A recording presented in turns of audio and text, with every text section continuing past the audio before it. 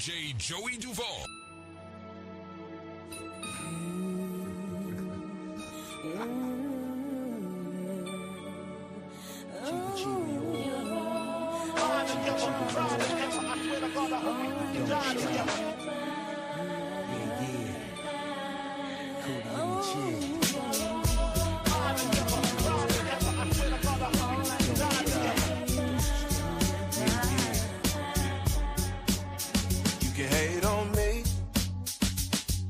I'm still gonna do my thing. You can hate on me.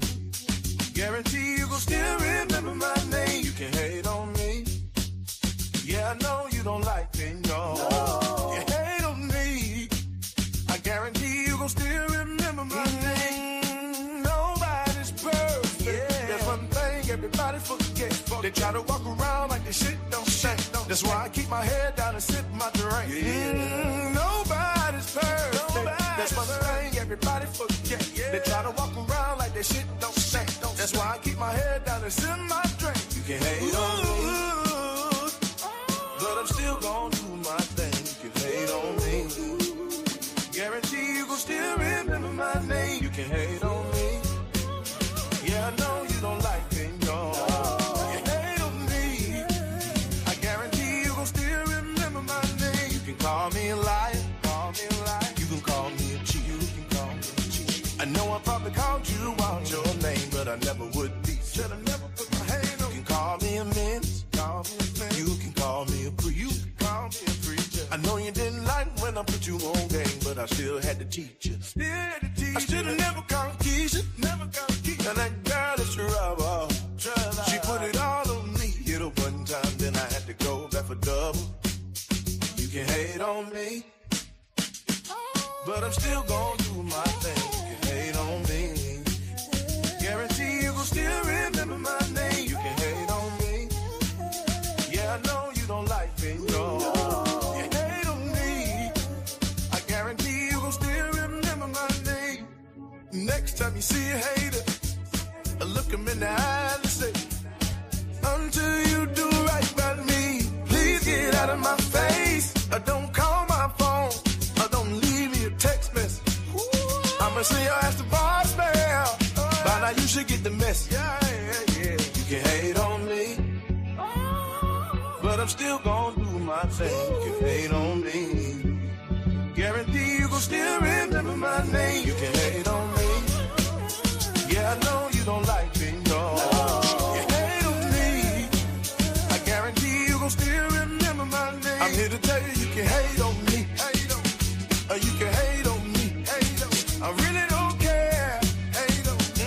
You can hate on me. Hate on me. Hate on me. Hate on me. Hate on me. Hate on me. Hate on me. Hate on me. Hate on me. Hate on me. You upside your head with the heat that's making your body move. Bring that. DJ Joey Duvall.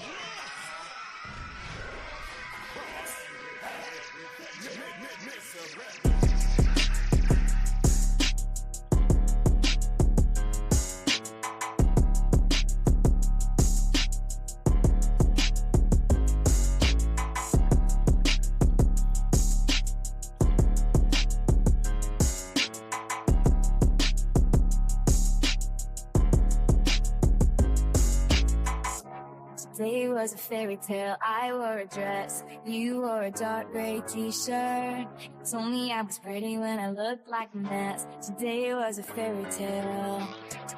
Time slows down whenever you're around.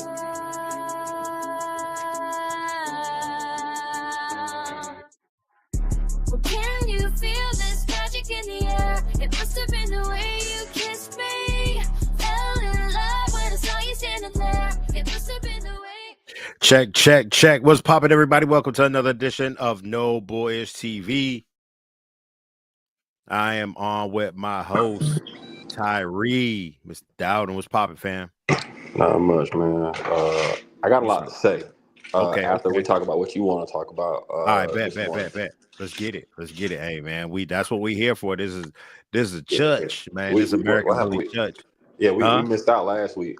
Last week was a holiday weekend, and I think he was working, and Yes. No, I had Something else. COVID. I had COVID. I had Oh yeah, COVID. yeah, you had COVID. That's right. Yeah, I was on lockdown, but we did have a show during The while I week. was sick. You know what I'm saying? It was But right when like the day, I think the day you got sick. yeah, yeah, it was a gap, little gap. Sorry, y'all. I've been working hard, man. I've been trying to buy this new vehicle, man, and I've been putting these hours in to do it. And I apologize, man, for my delay and for the delay of No Bullish TV. But we're here. We're here right now. Um, I had seen a post that Ellis made um Suck, yesterday. I think it was suck, yesterday. suck and blow. If y'all don't know, Yeah, Mr. Suck and Blow. yeah. He ain't here to defend himself. That's messed up, man. You know what I'm saying? But, hold on real quick. Hold on.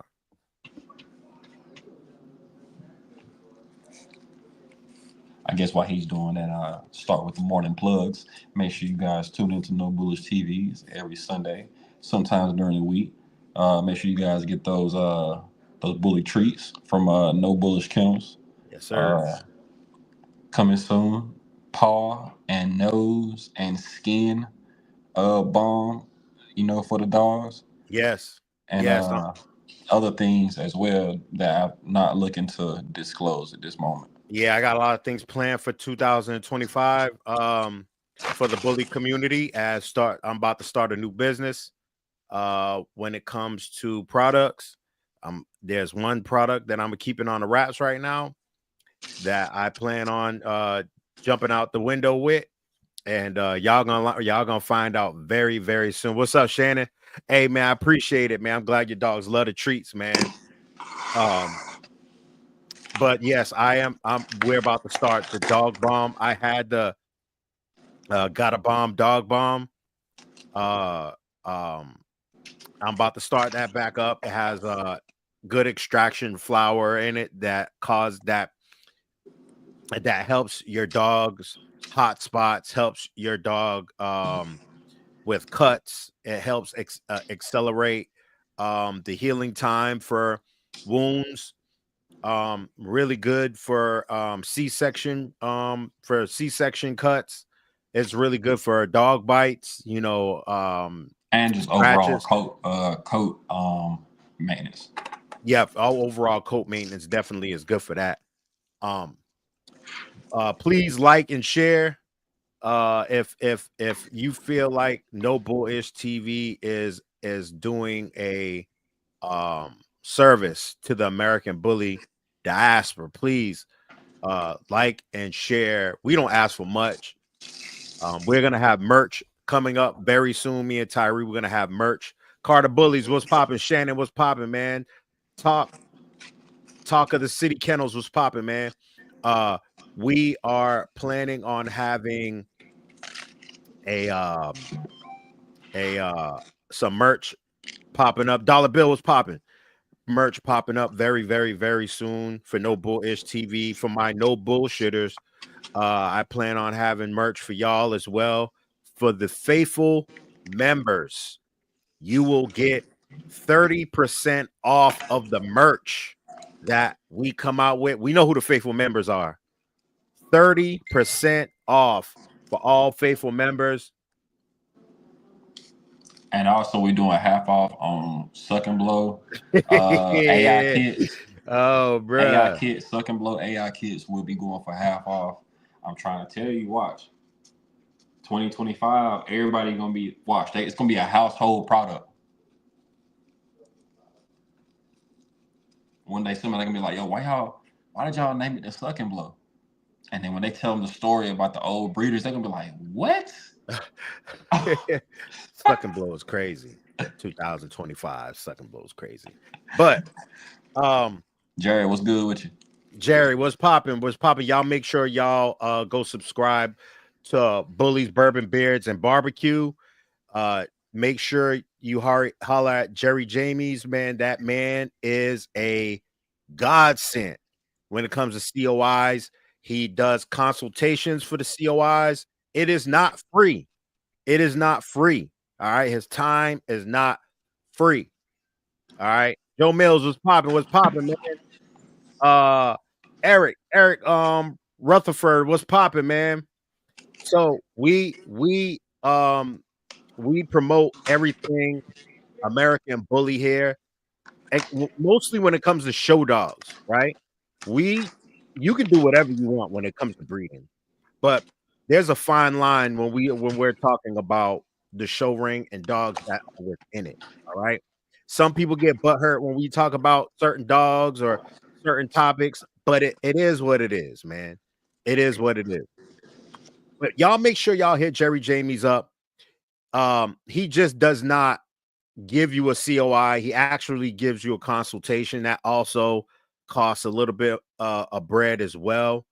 Um, and definitely it is well worth it, especially if you do not understand the intricate parts of the COI. Joe Mills is stupid. The hot tool edition AI kids. Yo. Joe, you wild for that one. But yeah, he actually breaks down the COI for you. He gives you his advice, and people think, okay, man, he's new to the American Bully game. Yes, he is, but guess what? He's not new to horse breeding and all the things around it. And you know everything that horse breeding, we get everything from that, from the show world. That's where we get everything from. COIs, confirmation, all of that stuff will come from the horses or livestock. So it is very well worth it to hit him up. And not if you understand the COI, that's what's up. But if you need a consultation, he has a small fee for his consultation. I think you might start off at like $20 for the hour. You know, I'm not sure if he has that for 30 minutes or whatever, but he damn sure does break it down for you, and he helps you understand the intricate parts of the COI when he does his consultation. All right. So I seen a post that Ellis made, and you know it's nothing against Ellis, nothing like that. You know, I love Ellis, man. That's our young deacon of the show. You know, he says $100 flat rate, everything for everything for everything. That is worth it. To be honest, is actually worth it if you're trying to push your program to a whole nother level and understand what you're actually doing with these breedings. I would actually jump on that.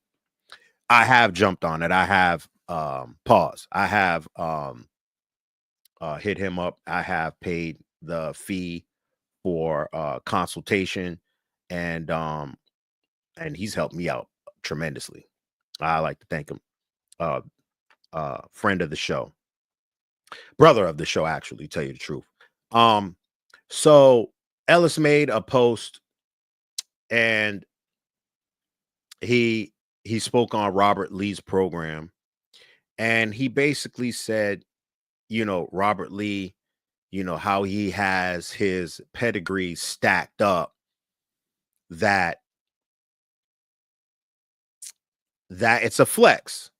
You know, that was a flex for him to have, you know, his program set up how it is set up. Right. What you say? Before we even go any further, Uh-huh. because that little piece alone is so much in itself. Making a statement like that, I don't think it's a flex. Listen, you're about to take you're about to take my shine, bye. Go ahead. You're about to take my shine, bye. All right. Just So so I y'all was know, about. we do not we don't pre-rehearse none of this. Like this Nah, is we don't all pre-rehearse. This is raw. all live. This is all live, man. I just hit him up like I around didn't know what the 10:30. topic was all Not week until like 20 9:30. minutes ago. I hit him up at 9:30 basically and told him, hold on, I'm gonna tell y'all when I hit him up. Hold on. I'm gonna tell y'all what I hit like him up, 9:40 or something like that. Yeah. It was yeah, it was around there. It was 9:29. Come on, bro. It was 9:29. You had a little bit of time. But I got anyway, hope I died for it. That's right. But either anyway, way, yeah, y'all yeah, see it was. Star We off the don't tip. do this ain't pre-rehearsed. This is straight off the. This is why I love this show so much, man. We don't do all this planning and pre show and all of this stuff. What we gonna say? This is straight up from the gristle. This All what right. happened when you know. This is what happened when you know the knowledge and whatnot. You can I, actually just start firing off and answer questions continuously. I'm not saying I and know everything, but it's a decent amount of stuff that you can throw out there with these dogs, and I'm most likely gonna have an answer. yeah, facts. So he said it was a flex on the post. I humbly disagree with that being a flex. I think it is a prerequisite. I think it is something that is expected when you go to other breeders and other breeds of dogs, or this is a prerequisite. It is something, that is a must. And you look at it as a joke if you really don't have your own bloodline. You don't or you're not working towards your own bloodline. You're looked at as a joke within other breeds. I don't know what happened to Tyree. You looked at as a joke, man. You know what I'm saying? And it's weird that that us in the American bully community are we are very, very far behind. Everybody, most people in the American bully community, they it's like a party. You know what I'm saying? It's like FAMU. If y'all know what FAMU is, like a HBCU. It's like one of those black colleges in a state where it's nothing but partying going on, and is a very small percentage of um of of um of uh of the people graduating. You know what I'm saying? It's like going just to party. You know what I'm saying? So um I don't think I think if you've been in this breed for 10 years plus, that you definitely should be on your way, working towards, or already there with your own bloodline. Um so uh I definitely feel like this is not a flex. You know what I'm saying? It's Anybody it's anybody only it's only a anybody flex because of the age we in now, because right, nobody's doing it, right. and the fact that you can put it up and be like, who can tell me otherwise, like, or who can even go against the paper, you know what I'm saying? Like, at that point, it's like, yeah, it's a flex, but it's not supposed to be a flex, basically. The reason why it's a flex for Robert Lee is because he created something that is successful, that he just did not Jump ship. yeah, he didn't jump ship, he stayed with it. Anybody this I see comments in the man, listen, I don't give a damn about what nobody says about this is a new breed and all that shit. That shit is old fucking news, man.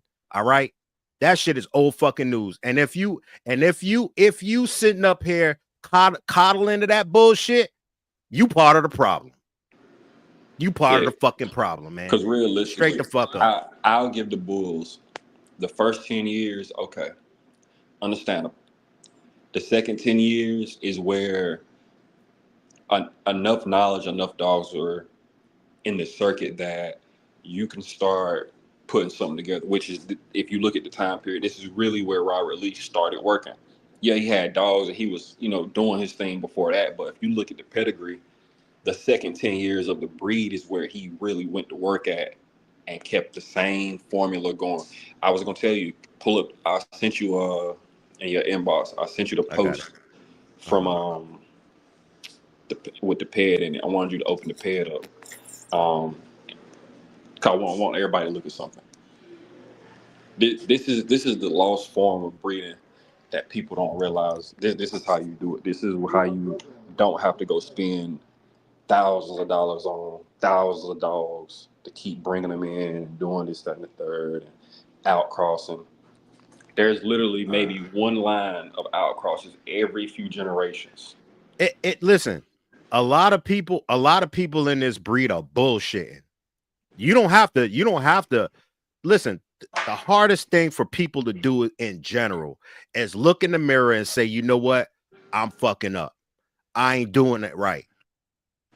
Some of y'all need to blow y'all whole program up. I ain't even bullshitting. I'm not even bullshitting.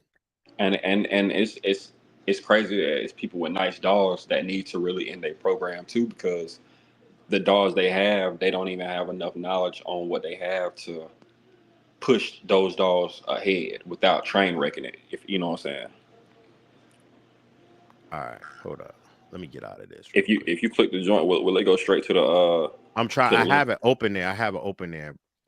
I gotta get Uh, it. It's too much partying going on, like in this bread. People act like, oh, this breed. I mean, I want to hear that shit. I don't want to hear that oh, shit. That's an excuse, man. That's an Jerry, excuse. Jerry, you did that breeding we were talk that you were telling me about with that female. Damn, man. I can't put. You know what I'm gonna do? Hold up. I gotta do it this way. Hold on. I gotta do it this way.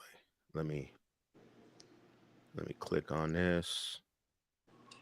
A lot of people don't realize also that when you have litters, the whole trying to have the litters gone by 7 weeks is BS. It's complete BS. Hold up. I'm gonna get it. Let me get it. You good. There's no way to even know what you really have at 7 weeks. You can have an idea.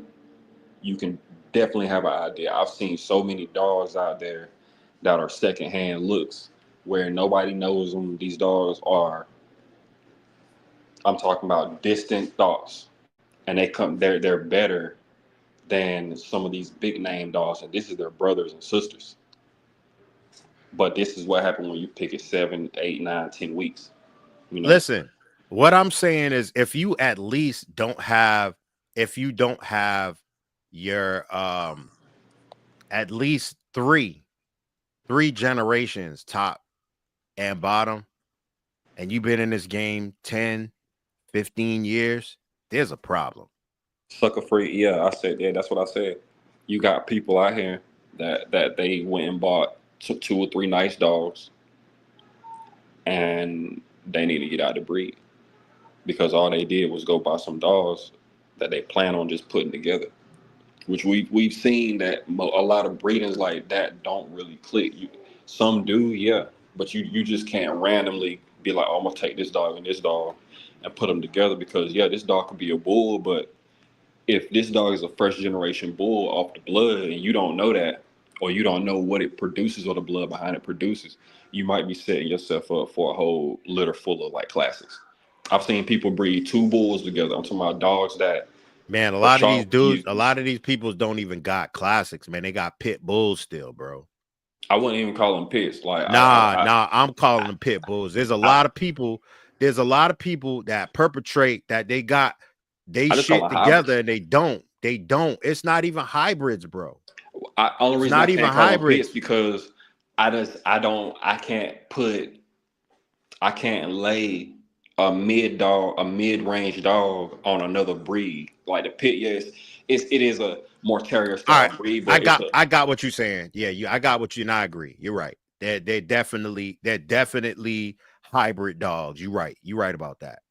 There's a lot of people that don't have American bullies. They swear they got American bullies, but they don't have American bullies. Let's start right there. Let's start there. You know what I'm saying?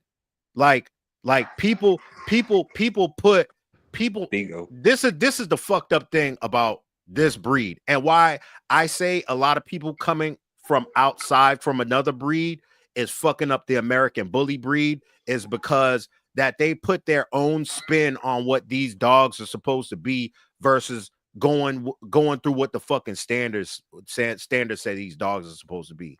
They don't do that. These people are they're creating their own fucking dogs. They're not American bullies, man. Like you said, they're fucking hybrids. So You so know what I'm look saying? so with the pit at the top on the left where that little number is, open that number up to 5. Yeah, it's Nah, at 4. I downloaded that. I Oh, you downloaded that. downloaded it? Oh, okay, Yeah. okay. Okay, we could use this then. All right, so zoom. Can you zoom in? Yeah, give me a second. Third gen.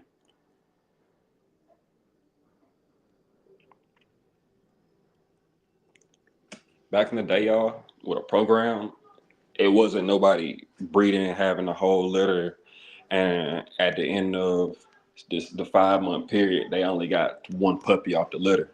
A lot of these guys kept half the litter, whole litters. Like, and back then they were having 10 puppy litters, 8 puppy litters. You know, this was a consistent thing. So people they could keep 4 females off the litter and run that. That's where they would start their program. Once you had those 4 females, you do your outcrosses. Once you get your outcross puppies back, now this where your integration starts to come in. That's your building blocks of starting That's your Deacon program. Ellis. What's happening? What's Oh, popping? What's popping? suck and blow. What's up? I hate that shit, bro.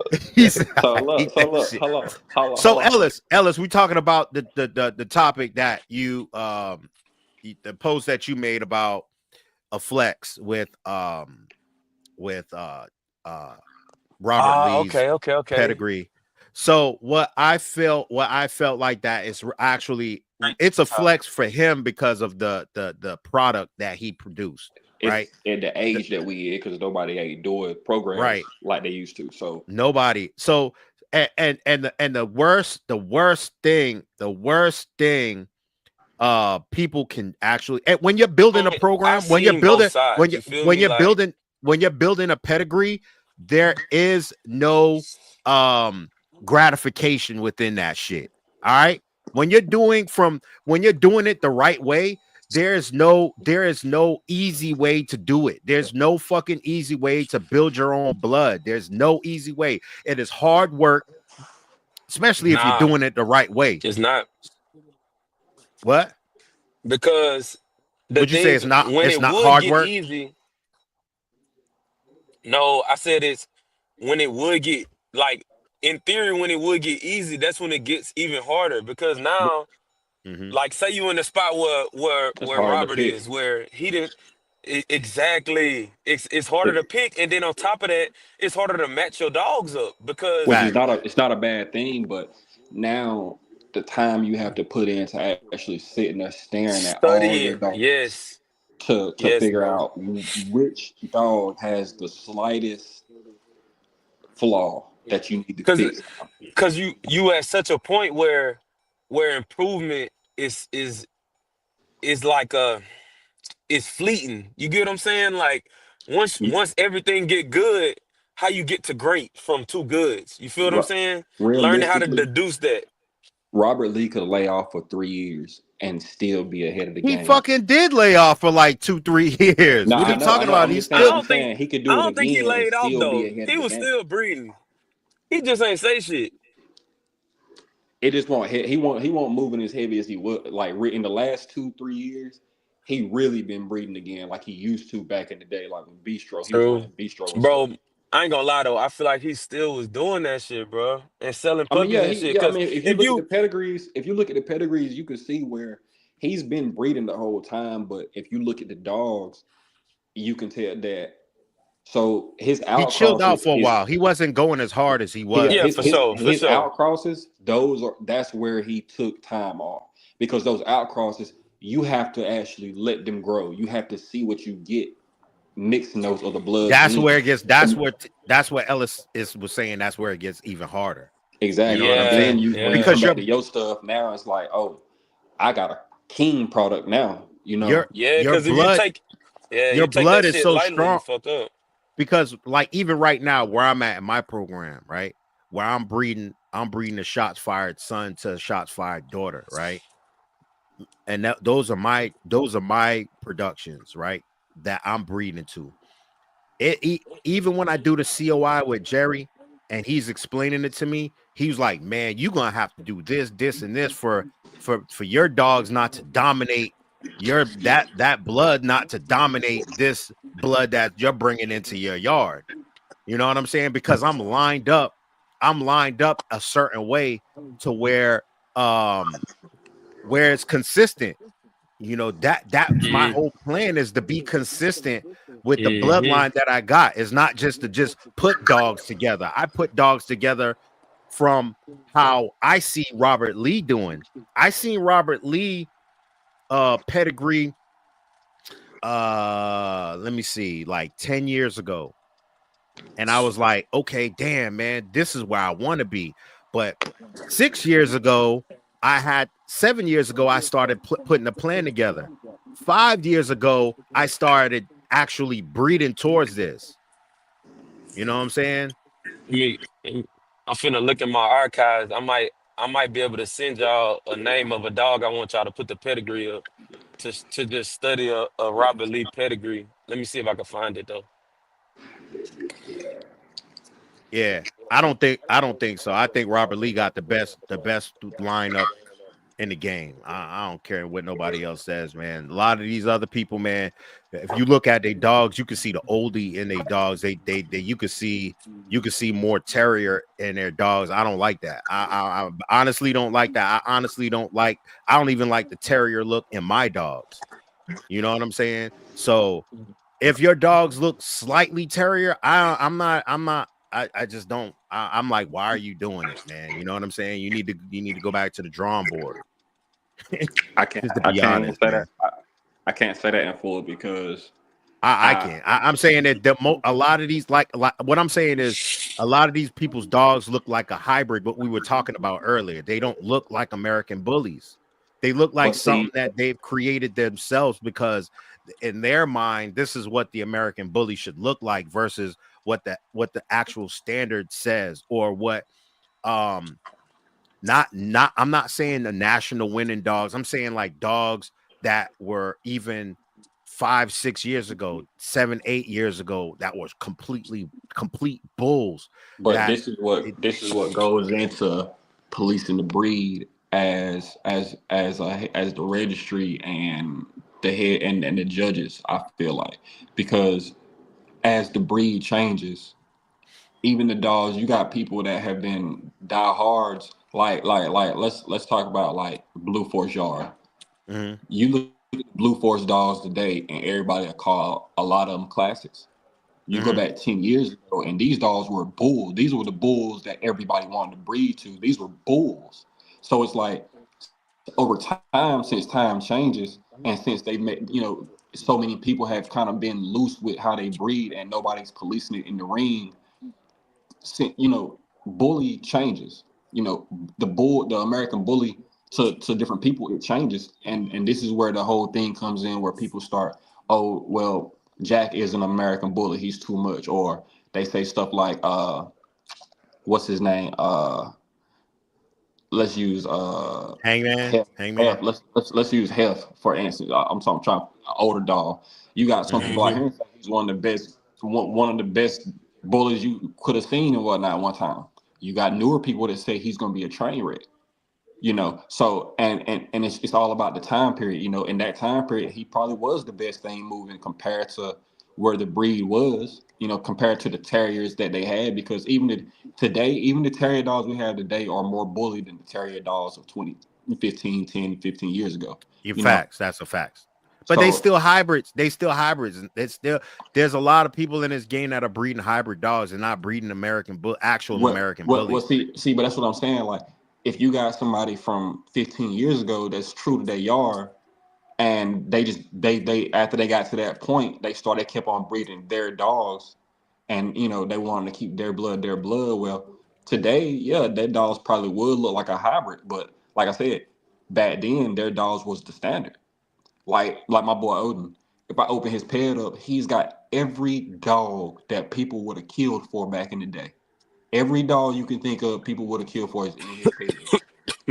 But today, every one of them dogs are obsolete to everyone. Most people will look at those same dogs and be like, "Oh, that's classic," or "I can't breed it," or "I can't do nothing with that," because it doesn't simulate the new bull, the more bulldoggy bull.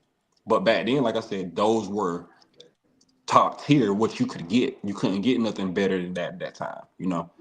So I feel like it's just about time period and who's evolving with it and who's Bro, choosing just not to.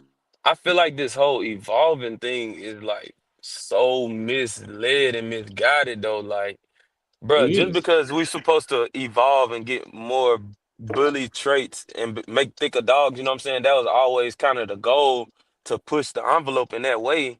That This don't mean boy, the look of the dog should change. You feel what I'm saying? Like the look of Hef Head should not be considered obsolete because that's what the dog was always meant to be. You get what I'm saying? We see, can't say that that was an American Bully 20 years ago, head wise, and say that that look ain't the American Bully. You get what I'm saying? Like that makes no sense. Exactly, exactly, and that's what I mean. It's like at one time this dog was the American Bully. So just because the head size has been changed by the breeders, I'm not even gonna say the breed. It's been the community really that has changed these features on their selves and Right. whatnot, making Pushed it them to be more bigger and desirable. bigger. Yeah. Yeah, see, like a dog like Chumper. Like this is today, exactly he That's would an be. American Bully look. He's an Like he American looks bully. like an American yeah, Bully. Nah, Yeah. there's no going backward and say, oh, he's not a bull. This is a bull. but pull. Like I'm what I'm today if you and put yesterday. now, and but what I'm saying, if you put him in the ring today in his class, they would look over him compared to what's in the ring because they're today. That's not the look they're going for. That square chiseled head, that his muzzle to them today is sniping. And To most people that's the today, that's a problem. Like, snipey muzzle. and that's what exactly like that's what I be trying to say. That when does the buck stop, bro? Like when is Exactly. it gonna be okay? This is an American Bully. Like you get what I'm saying? Every 10 years you can't say it's a new like it's evolving. That's a change in the whole breed. You feel what I'm And saying? evolution takes over almost a million years. So at this point, what it's doing, you're manipulating the breed. You're not. It's not evolution. It's just being manipulated. Right. I mean, It this is a just don't bull. make sense. This is a bull to me. I You know know what I'm facts. saying? Chumper is Like Oh, one of the best. he should be a like bull to anybody. And he one like of the best producing bulls in the game. Like his facts. blood He was brim before he was brim and grim before there was brim and grim even Pretty alive. much. You know what I'm well, saying? he helped make Brim. In my Right. opinion, he got more influence on Brim than Grim. But I Because ain't gonna say that too loud. but you could tell he carries the look. You could tell that he pass it over. But see, this is what I'm saying. Um, does he have things on him that can be a little bit better to me? Yes. And Yeah. I would say the muzzle would be one of them. I would say a broader top skull. I would say he's a little But this tight. I would say he's a little tight in the elbows. That you know what I'm saying? but look though, look, That's this just is me. no That's fact, just fact. me. But he's But still a bull, though. You know. But what I mean, but when I'm saying a dog is a bull, I'm saying a dog to build off of to help create Yeah, and what I'm what saying I with go ahead. oh my bad. With the evolution shit, this what I'm talking about. How you talking about, oh, he could have a this, he could be a little this. That's evolution in a breed, not Hmm. changing the whole fucking like look of the dog. Like, nah, Right. facts. Like, That's a hey, fact. sucker free. I know, yeah, Big Papa. See, Big Papa was. the we I fixed the can't even roach think about backs. which dog today would have compared in that time because he was so big for his height and size. He was huge. You know, like he Who had a you talking run the about? same way as like Rocco had a run, the same type of run. And it's like that blood. I've seen what that blood can do today. Today, that blood can still produce bulls that look like what they want in the ring with edge blood and way bigger dogs on bigger frames at bigger heights. That's the type of dogs and blood you want to bring back into your program. We talk about the dogs getting shorter all the time. At what point do you stop decreasing height? At what point do you stop adding mass? Because those two things don't go together. You can't keep making the dogs shorter and putting more mass and bone on them. It don't work that way. Well, when the what? Never mind. I ain't gonna talk shit today. I'm not gonna do Nah, go it. ahead. I just hit Robert Lee up and he might be jumping on so he can But the explain he bro, can explain it's his just like bloodline. I you ain't, got some of these dogs getting to a point where there's no reason that some of these dogs should have There's no way predominantly an standards. American bully in 2009 should look like an American bully in 2025. For The sure. look shouldn't be the same. It The should look, it see, I should disagree. The look what should be what close to the same. It should it be better, no. like Listen. I don't know. Let me finish. Let me finish Yeah, what go I'm ahead. about to say. There should be slight changes with these dogs. It should just like the French bulldog, like we did a few The weeks ago when Rottweiler. we showed the Rottweiler, that was 10 years older than the last Rottweiler, how small things, intricate things change with the breed and how they got a little bit better. Did they have to take step backwards further along to end up making the dogs look a little bit better for the future of the breed? Yes, they did. You know what I'm saying? Because you can't sustain that. You can't sustain that for a long period of time. You're gonna have to move backwards to add certain things, even old traits of the dogs to bring it back to move And forward. that's what I'm saying. Like a dog like Jack, like, okay, we've seen that body and silhouette, like he's it as far as body and silhouette, but we gotta clean that up with some of the. We need some of the old with him, bro. Like, and that I die on that hill if I got to, cause it's like, bro, there's no way you don't see that. You feel me? Like he a If nice dog, and you can't say he's not a bully, but it's like, bro, you gotta I'm, also recognize that he too far, I'm gonna bro. keep it real. This is where the problem is coming in at right here. Nobody wants to breed tall or taller size females. If you look at 80% of the breed, they're 15-inch down females. People act like they're scared of the females that are 18, 19 inches. Facts. Those females, if you breed one of those to Jack, tell me the possibility of a beautiful 16-inch male standard that you can get out of a breeding like that. And this is taking a female that fits the standard, maybe a female that is three, something like Hangman build. A female like that at that height, she's gonna probably be built something like that. Yeah, Maybe not as much muscle definition because she's a female. They tend to be a little fatter because I they're know what you female. mean. Like Hangman style of dog, like. Exactly. Building a bloodline right now should be way more easier than it should have been back in the past when they was creating these dogs. It It should be should be, but easier now. But nobody people, has any knowledge of the breed. everybody's in a rush. Nah, it's not just of the breed, it's dogs, period. A lot of people don't have knowledge of dogs, period, and breeding as a whole, period. You know what I'm saying? It's like people don't, it's like Sucker Free said, instant gratification. A lot of people are breeding for instant gratification for that one dog. They are Yeah, selling all of their dogs, but this one dog they're keeping, or they're going to other yards and breeding, and they'll yeah, be building a program, and they'll see one dog, a one stud that doesn't have nothing to do with their program. They're not ready for an outcross for their yard. They still need to do some line breeding or inbreeding within their yard. And just because they see everybody else jumping on this one male, they'll fucking stop what they're doing and go just to go breed for that dog, just for like that instant yeah. gratification. Cause they doing math, not doing art. They And, trying to Yeah, do yo, math, because now that's people a not good want one. to doing do art. they That's a want to Oh, good I do one right bet. there. I three like that one. I times. I didn't They say that want on here before, Yeah, yeah, but yeah. yeah, bro, it's like Rocco plus Rocco should give me something close to Rocco. I know it's gonna give me something close to Rocco, but not okay. I need this from Rocco. He gonna give me this. Then I'm gonna throw a little flavor from the edge female. I might go give me a waffle female. Put the Rocco on top of that, and when they come together, it's gonna be a complete dog. You see what I'm saying? Nobody doing stuff like that, or not even just two dogs. Nobody like, okay, I'm gonna breed this to Rocco to give me a big male, and I'm gonna breed this to get my female up to make a better improved version of my female. Then I'm gonna bring them two productions together. Like I got one. nobody. I got a better one for you.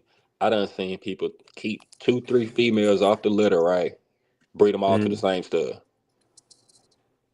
Waste Man, of a breeding. Waste yeah, of it's two wild. breedings. Ain't no way. I yeah. don't care who say it's a benefit in that. I All at the same time. All at the all at the same same time. No, time. I Ain't can no way. see. See, yeah, that don't make sense because Only that way means that's gonna happen is if I'm at You the know, end of the road and I but know my for a thing, fact the stud that is stud built gonna do like what he that, do. Yeah. yeah, and the male and the females are built like that, like and that's as good as I can get it. Or Hey, like it's in your own yard, let like let's oh go let's ahead. go to this. Oh Let's yeah, go to yeah, this, yeah. Tyree, man. Let's start breaking this down so the people can and what I mean, and listen. I don't want to hear this breed is too young because 5 years I've been doing this. I'm speaking to myself as well. I fucked up myself. All right.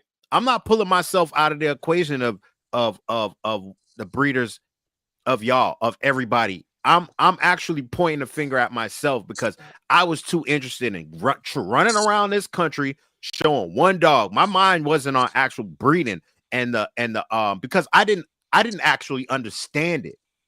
I didn't understand line breeding. I didn't understand inbreeding. I didn't understand outcross. I didn't understand that shit until 6 years ago. That science didn't get to me until 5, 6 years ago. And that's when I actually started saying, you know what? This is more important than me running around and chasing ribbons and trophies. You know what I'm saying? My So legacy. My legacy is more important than running around. I was more worried about what people thought of my shots fired. And I had to say, no, I need to be worried about shots fired's legacy. I need to look down. I need to look at his pedigree and see what makes this dog and what I can do to build a better foundation around this dog, a better dog behind him. You know what I'm saying? use And it it's before you lose it. yeah, exactly. And I don't want to be one of these breeders that is just selling stud fees just Arthur, from a dog that and everybody else is capitalizing off of my dog and I'm And not then you don't capitalizing never off my have one. dog at all. Yeah. Yep. You I'm gonna know, tell next y'all a thing you know, dog my right dog now. is dead and I'm next thing you know, my dog is passed away and gone.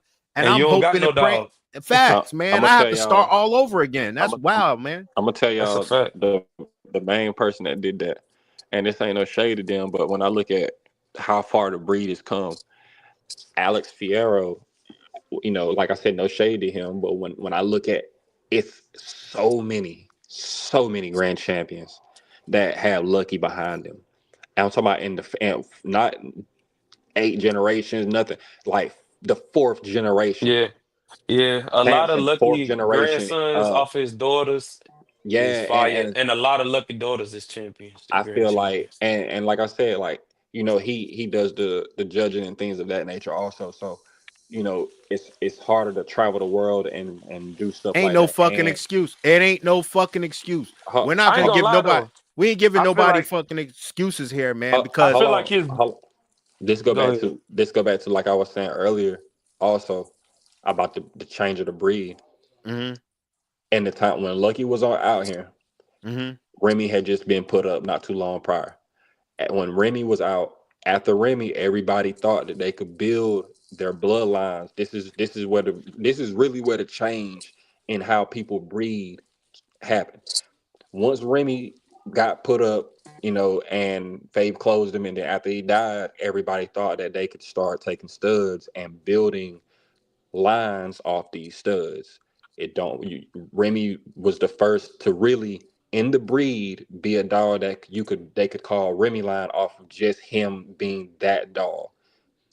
After that, trying to copy that same pattern, it was too many dogs out here that had Remy or had backbones of edge in them. So you started seeing more of the terrier style dogs. Once Dax Sons, Fab Phenom, and Lucky, and uh, all the boys of that generation came, you saw everybody just breeding their studs out. To me, in that time, it was just more of a we need to add more mass back into the breed.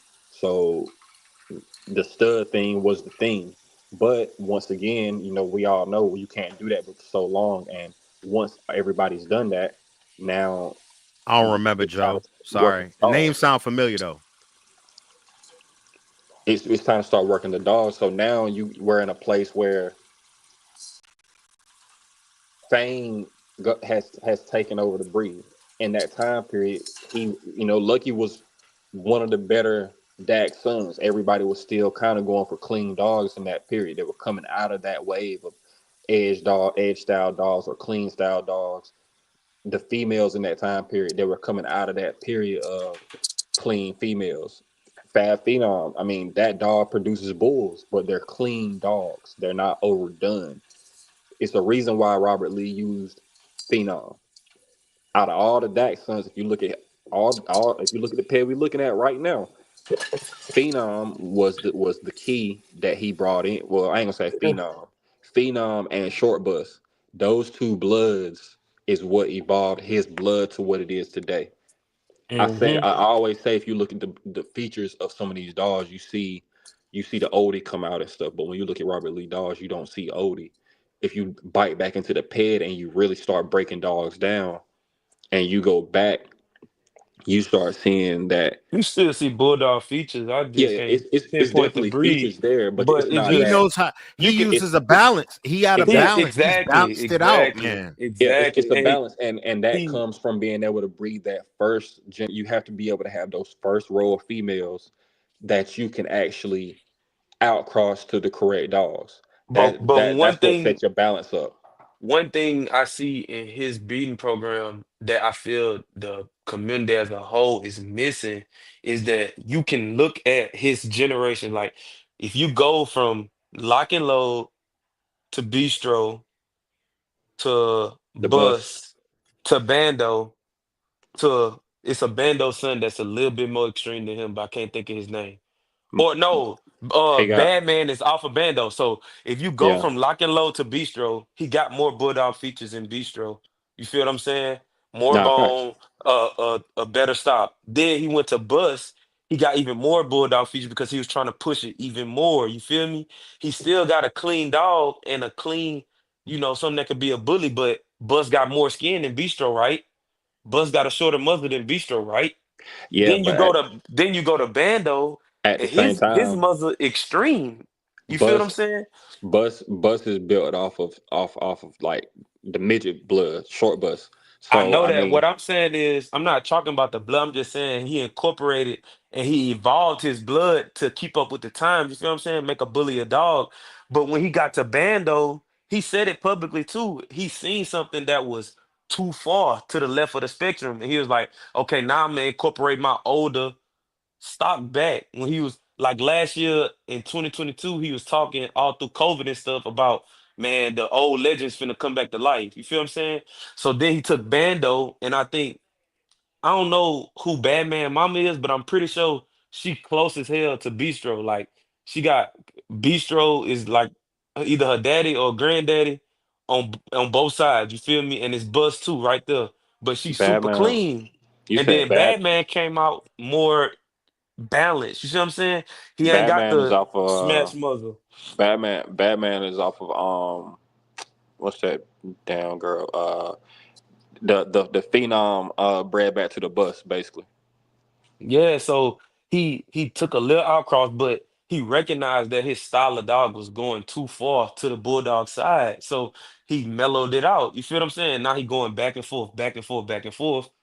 But now he consistent all the way through because all through them generations, he's still been breeding the same thing, trying to bring in the same traits. You feel what I'm saying? But he playing that tightrope. You feel what I'm saying? He recognizing that okay, that's too bulldog. That's not the bully that I want to make. You know what I'm saying? I'm trying to stay true to myself. So he mellowed it out, and I feel like the community as a whole right now they push, push, push, push, push, push, push, push, push to what a dog turned into something totally different. And then now they money in it and they tied into it. So it's like this what I'm pushing, this my vision. And now you pushing it somewhere totally different. Now you done created a whole new subset of the American bully when it's already a million of them. You feel me? So so all right. So basically like right there with the pair. So Pete like Pyrex. So Pyrex is off of the bus. I mean yeah, the bus bred back to Lavish. Lavish is a phenom daughter, bred back to a bistro daughter. The bus is Bistro's son, bred back to the short bus blood. You know what I'm saying? So there's your out. So now you got raw blood on top and bottom, and you got your outcrosses all in the middle. It's like a sandwich. Hmm. I talk about breeding like this all the time. You do They your call it outcross, and then you take it back to your production. they call it it's called a bracket. That's what I Yeah, heard it called yeah. in some articles. It's called a bracket technique where you put your blood in the top stud And line and the bottom stud line, and you kind of try to sandwich it. Whenever you outcross to a stud, you always keep that female. You don't outcross to a stud and then breed his son as your playmaker. You feel what I'm saying? facts. So you would realistically you would take a stud that you produced off of a female off of an outcross, and then you will take a female off of Your something you stuff. produced off of an outcross. And what you would end up doing is you need to be able to take the dog with the mom as the dominant side. That's the one you want to bring back to your stud. The stud is the reason why you're breeding your stud. He Hmm. must be nice. You So want with your females on the bottom. right, you want your females That's the all on the simplest way to complete talk. bottom. Yep. You don't want somebody else female on the complete bottom of your pedigree, because in reality, You pulling in that's their traits now. basically, yeah, you just flowing. It's like a river, bro. Like, she not a female is not gonna be exactly like her daddy. You get what I'm saying? So at the end of the day, you might get a female that look like her daddy and stuff, but a lot of her genome and a lot of her influence is from her mama, because she a mom, she a girl. You feel what I'm saying? So that's the Facts. theory behind it. Like, they gon' you pull what your gender is. Like, yeah, So that's your daddy gonna have influence, but you the same as your mama. You're another female. so like the girl Muffin right there that they bred Pyrex to. Muffin is off of Bando, bred back to Pumpkin. Pumpkin and Bando. Now you doing They both bus they kids, I think. they both bus kids. Now with that, with Bando's bred back to Cupcake, which is which is I mean, Bus was bred back to Cupcake to make Bando, and that's how you get the the bracket again. But Muffin Muffin is a outcross where the brackets. She's just one of the outcrosses. So Hmm. it's basically like the top side. What you doing is the whole top side of this pedigree is gonna be bracket, and then line bread top side, your stuff. And then the bottom side, you're gonna do a bracket and line breed top side, your Bottom stuff. side. I Okay, mean okay, bottom okay. side, yeah. Yeah, And bottom side. if if you go look at Marcos Flores pairs, his pairs are built the same way. Vice versa, but it's built the same way. Basically, you use outcross females to make your males, If you look at the top of this pair, and you which is use outcross males to make your if females. if you look at Two Ball Kane's pair, to me that his pair alone is how your pair should be set up. If you're looking for a reference on how to breed dogs, start with hit that peg and go into like the fifth gen and look at how it's set up because it's set up perfectly.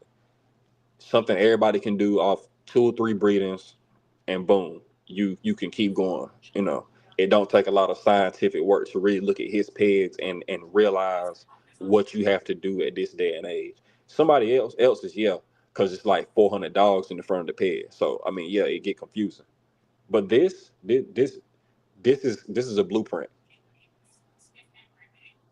And a lot of people ain't following that blueprint.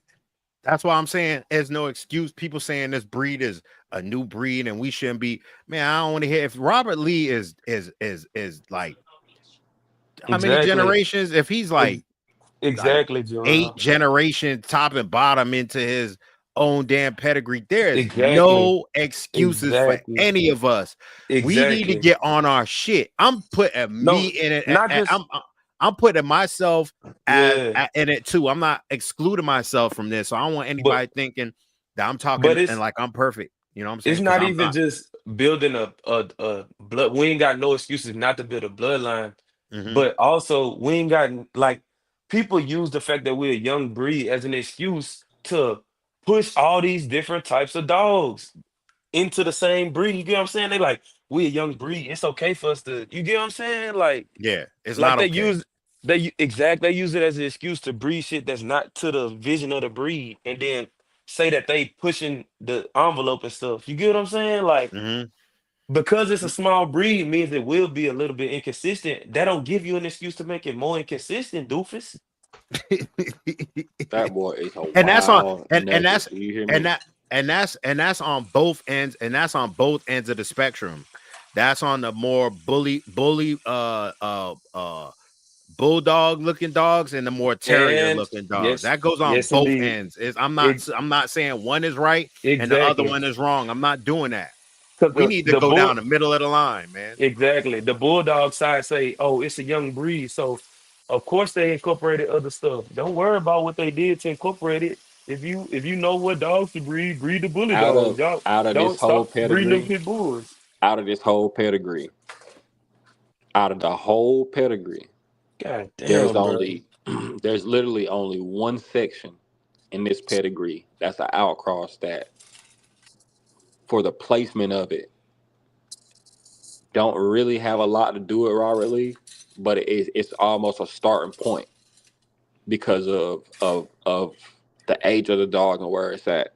So, and it's usually like this. If you look at a lot of pairs, the bottom side, the very bottom line, if you open the pairs up, are usually the weak side. I've seen it in a lot of pairs. Even Eric Soto pet Blue Steel. When I bred the Blue Steel and I opened his paired up, nice dogs everywhere. But his very bottom side, on the very bottom, is a lot of Fonzarelli, which it surprised me.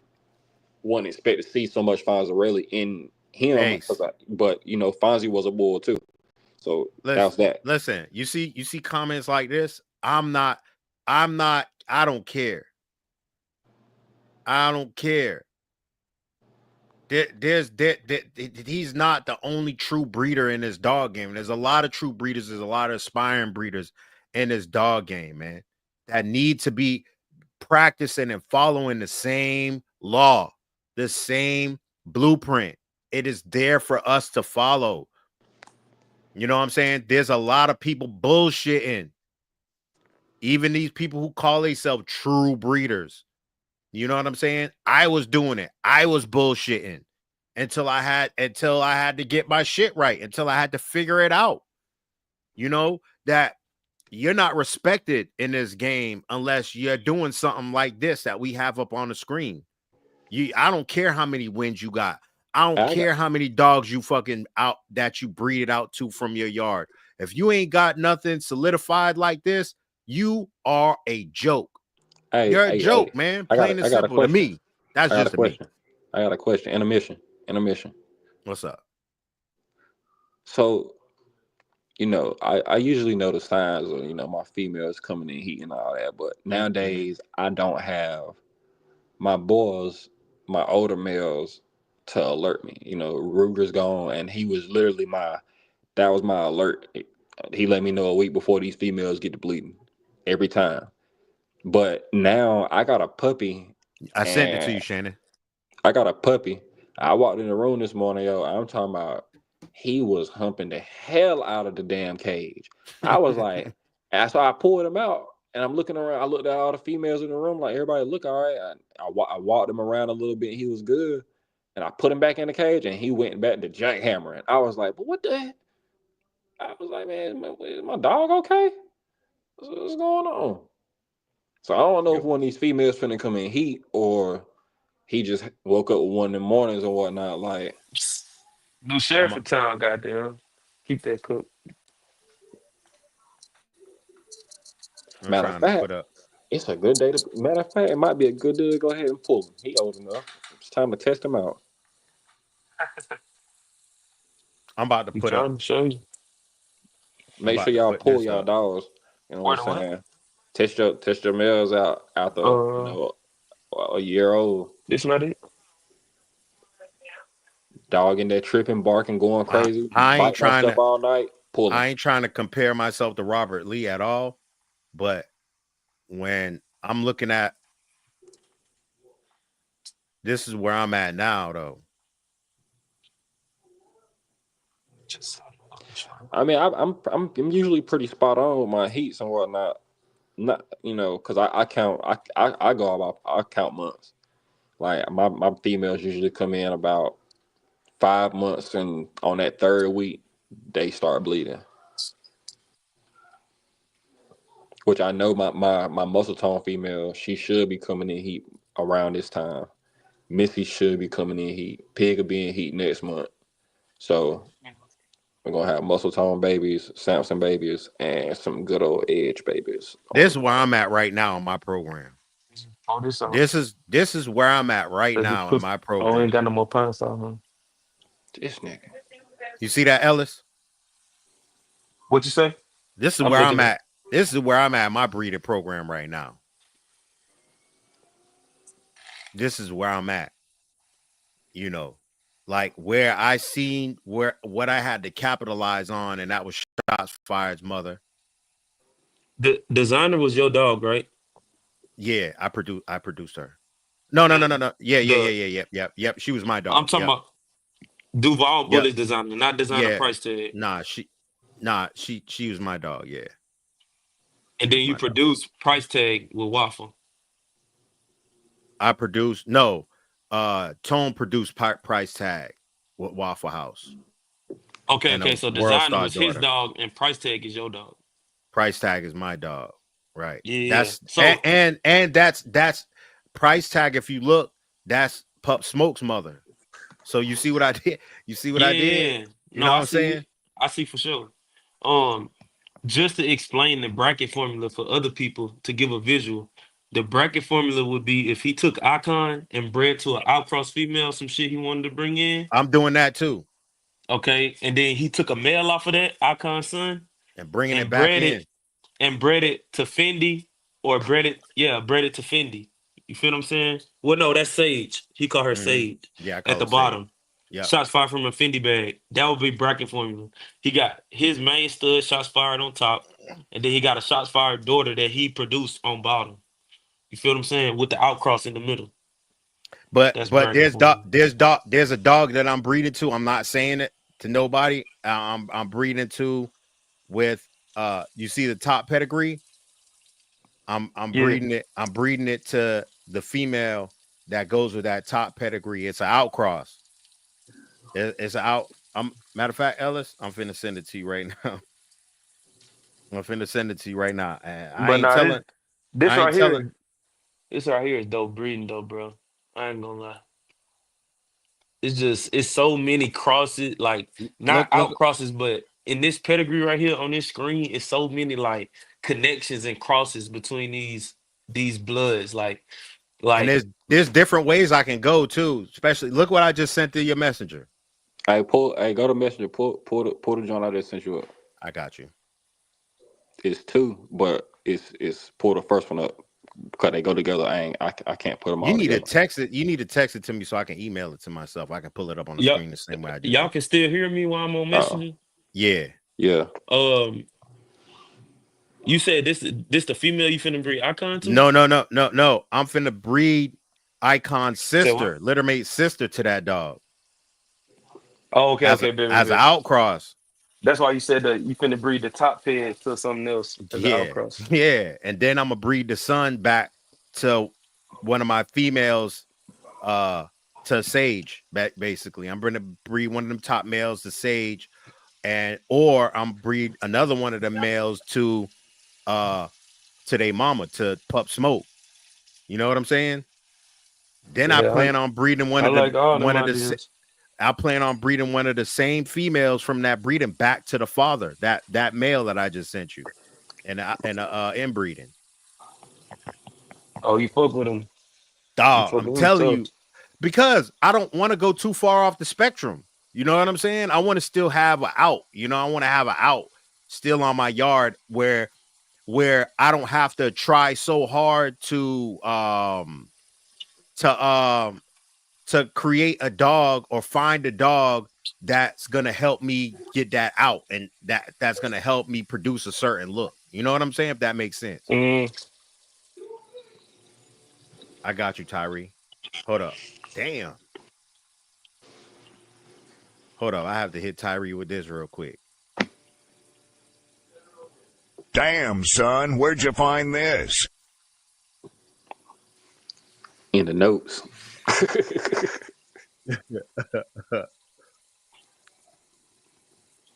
right, I got it. I got it. Let me email.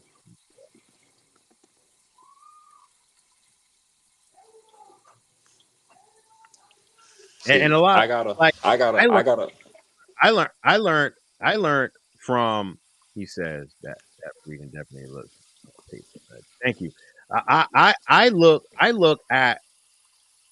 looked at what Robert Lee was doing, and am I doing it verbatim? No, I'm not, because there's certain things I want to do different. You know what I'm saying, to produce my, because I don't have the same dogs he got. You know, so I have to do the breeding a little bit different. But For yourself, yeah, you gotta see what you get and adjust yeah, and make your yeah, own it's adjustment. a facts, man. I have to make adjustments. So um Shit. I have an idea what I'm gonna get, you know what I'm saying? But my what you laughing at? What's funny? Dirty, The bro. I don't laugh dialect. at people. I don't laugh. Yeah, exactly. I don't laugh at people funny, bro. But You I don't don't laugh at point it people out. what? I laugh, but I don't point it out. You feel me? Because you're not wrong. I'm just laughing at the way you said the word. What word? I think it was idea. Oh, Yeah. idea. Nah, it's the way you said it like, a few seconds ago. You kind of had like a little. Yeah, the country came out. Yeah. Oh shit. You was like idea. Idea. It Idea. just made, Somebody it put made me it made me crack up. Chuck Charles stupid.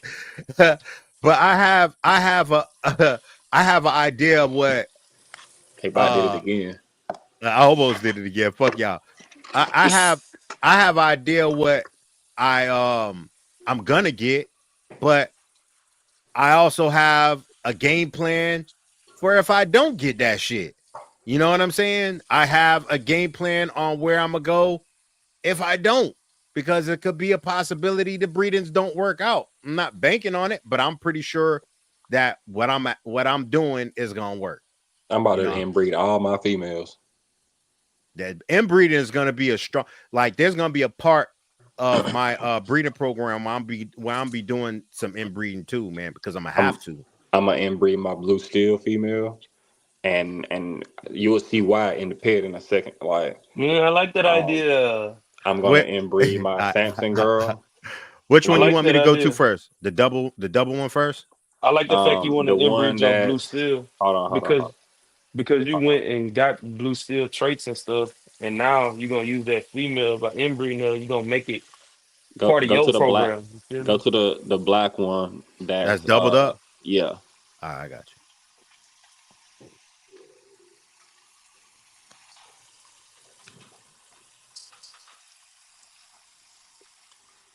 So I I gotta done breed. I've done the I've done the inbreeding with shots and one of his daughters already too. I got one of those. I got the male that I produced that I sold for some stud credits off of that is in a tuck, and I'm gonna use him. He's a producer, and so I got him in a cut. I I gotta ain't breed. telling nobody. I ain't told nobody about him, and I plan on using him in the next couple years. Watch, man. I already know. I got Like, so I gotta breed a little different. So mhm. I started out with mostly edge dogs. Like I had first generation bulls off of edge dogs. So Mhm. well, I ain't gonna say first. I'll say some of them was like second, third, maybe third. Let me So put this in the pressure cooker. this pair right here, this is a breeding that I got that I'm doing coming up. The right side is The right side is a female I produced. If you look at the very bottom of the peg, Mouse, which is the pieball at the very bottom, that she was mine. Um, which made Missy and made Ruger. I've bred Missy back to my boy Odin. Odin is a is 2 times Debo, 2 times the Fern Rimmer of Remy line, 7 times Fonzarelli, 8 times Line Remy. I bred him back to Missy. Missy is 5 times Remy, seven Oh, times Robert Lee, 45 Fonzarelli. minutes ago said I never stopped breeding. I told y'all. He I did told say y'all. I know he ain't it. completely stopped. Hey, Yeah, Man, not So complete. That nigga was breathing his ass off. He needed so to jump his ass up in here. Talking about you gonna jump on. I took my boy Odin back to Missy, and then I made Sunday. I took Sunday back to Missy's brother, which was Ruger. Why I do that? I was really trying to double back up on my girl Mouse. Cause Mouse is a producing female. She produces real nice dolls. For a full edge doll, she produces real nice stuff. Um, but bringing my boy Odin in and giving him a place where I can double up on what he is. My boy Odin is, to me, for what he is. Uh, I'm trying to double up on the Heartbreaker and double up on him as well, so I can bring it to the front. Um, he throws everything that a Dax dog would throw, but he does have a little bit of Marcelo behind him, so that's a little questionable blood too.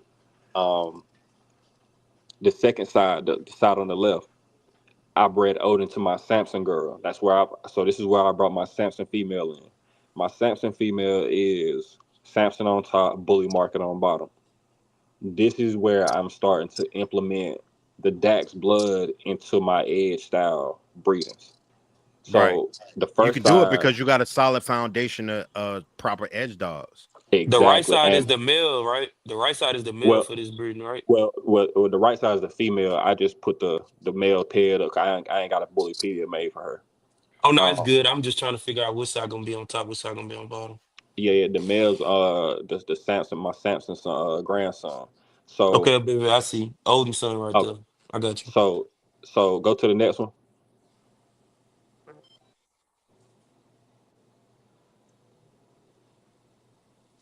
See, I gotta breed one more generation. I ain't even got no Bullepedias. Y'all wouldn't even be able to follow if I tried to show y'all some stuff. But that's where I'm at. I'm at the first breed, and I gotta set up stuff to put together. You see what I'm Which saying? one? Which one? The Which is the the fun. the black and red or the other one? Huh? Hold on. Yeah, go to the black and red one. Yeah, the black and red one. All right. All right, Boy, so her this one food right got it here, lit up in here. the Say her bottom food got it lit side, up. the bottom side is my where. All right, so the bottom side, right side, that's Missy right there on the right side on the bottom. So I bred Missy to. This was my first Dax breeding on the left side. The left side is a Shamrock grandson, 4 times Frankie the Freak, 4 times Lucky Luciano in the front. That was me incorporating more Dax into Missy's blood, You trying to add that bull the you're trying to slide in the bulldog features but keep it with the clean as I dog, but can. yep. You're trying to meet that balance. Yeah, I Make see. make the blood acceptable to Mm-hmm. bringing bulldogs into it, so it clicks somewhere. So Mm-hmm. then I took that female and I bred her back to Blue Steel.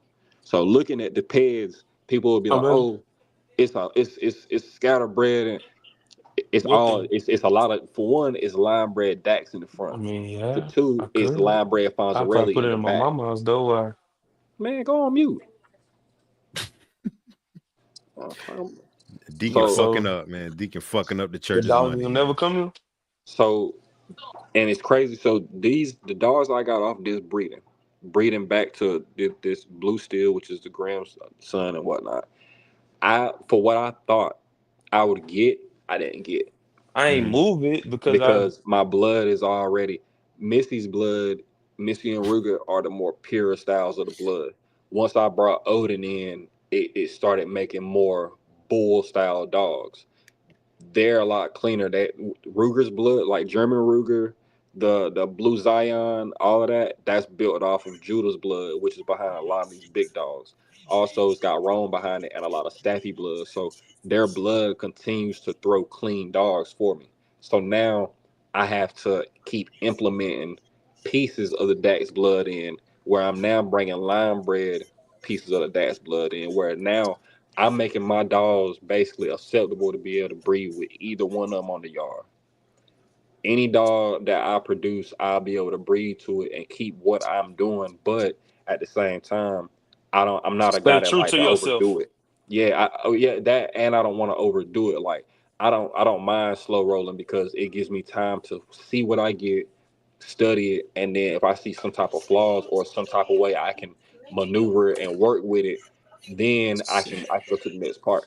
But being able to breed it the first chance I get, usually you don't really know what you got because a female to me should be bred between her on her third heat, sometimes second, just depending on if she's a late bloomer. I've had females go on their second heat almost like 2.5 years old.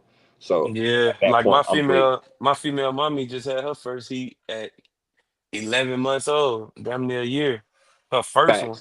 Facts, facts. I got females that have done that too. Like I've got a female right now. She was on her third heat by the time she was like 14 months, which is far for some dogs. Some dogs Mm-hmm. don't make they like you said they don't make their first heat till 11, 12 months. So Well, I'm so excited hey, for. look, Carter, you right. But it's just so. Let me do it this way. Basically, what I'm doing, I'm if you look at the dogs, hey, bring that last one in right fast, Joel. The last what it is picking picking a bloodline when you building dogs. You should pick a bloodline that is solid. A lot of these dogs, like Rocco, people keep saying Rocco. To me, Rocco's not a bloodline. Khan's blood isn't farther. It's not far enough ahead. I feel like to be considered a bloodline. It's a style. It's the Rocco style dog. Like to me, Yeah, I could feel it. I could it's feel more of it. to me, if you want to be real, it's more of an eminent bloodline because there's a lot more line bred, so much line bred Rocco style dogs bred back to eminent stuff. Most of those dogs are 5, 6, 7 times eminent. You know what I'm saying? No, Eminent what blood, I say not eminent that he boss, but got just a the blood itself. I say that Rocco got a bloodline on Con Yard, not outside of Con Yard though. If that makes sense. Yeah, Like like Con Yard is a bloodline for sure. I can't deny. Like he his a little too strong, and he breeding all his stuff he already made together. Like he ain't too much breeding outside his yard. You feel me? Like that dog, tradition, like that show a bloodline. You know what I'm saying? But his stud, like no, not he, that one. I say he got a bloodline. I think he do. I mean, but if we say he got a bloodline, what now that goes back into the question of what are we calling a bloodline because he don't have what's how many pet like how many generations in his program is he in, not only just to himself, like Yeah, and is he their you could top pull and up like bottom? at least Is it pull their six top? seven generations in the public somewhere. Right, is it their Well, top I and get what bottom you're though? You saying. know what I I'm get what you're saying? saying. Like I said, on his yard, like mm, it's tough. It's tough because it's hard to be like, Facts. okay, what make a bloodline? But that's why I said on his yard he got a bloodline, but not to the public. Like if you see Robert Lee, right, his main dog right now is like the great grandson of Bistro. You get what I'm saying? On both sides in multiple spots.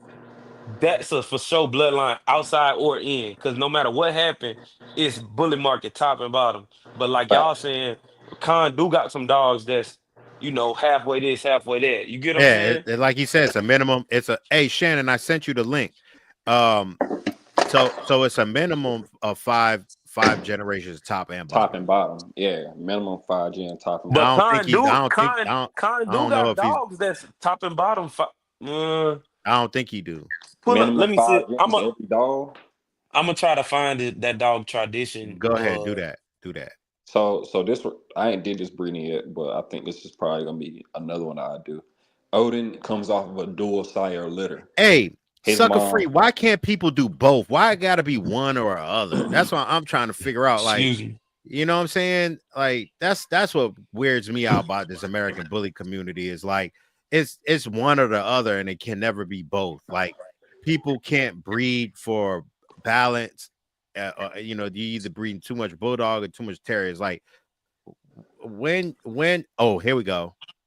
All right, oh, all right, here we go.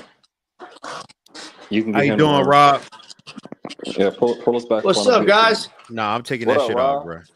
That's what What's I going just Oh on, man? said. shit. Hey man, I caught A my legend in shit this now. bitch. Hold What's going on, fam? We wanted you to on. thank you for taking your time out of your busy schedule, man, for away from your family, man, to jump on here. I really appreciate it. But we actually created this platform to better the community and to create discussions, whether people want to like it or not. You know what I'm saying? But we're definitely here to enlighten the community and educate the community on better breeding practices and better dogs in general. And like I said, it's an honor to have you on here to break down what you have created as far as these dogs. So can you explain how you looked at your breedings when you first started breeding and to where you're at right now? Yeah. So with my early selection process, obviously, we all start somewhere. We got to buy some dogs. And so although we don't produce those dogs, we have to make some good choices off the rip to build a foundation upon. I cannot take the credit for for breeding Homie, nor Lock and Load, but they had what I thought I was looking for early on. And, still to this day, I like, those dogs a lot. I didn't know a lot about dogs as far as, conformation and things. I'm a first generation breeder. I just knew I was looking at dogs. I got Homie and I was like, yeah, that's it right there. That's what I want. And so I acquired Homie. I did some breedings.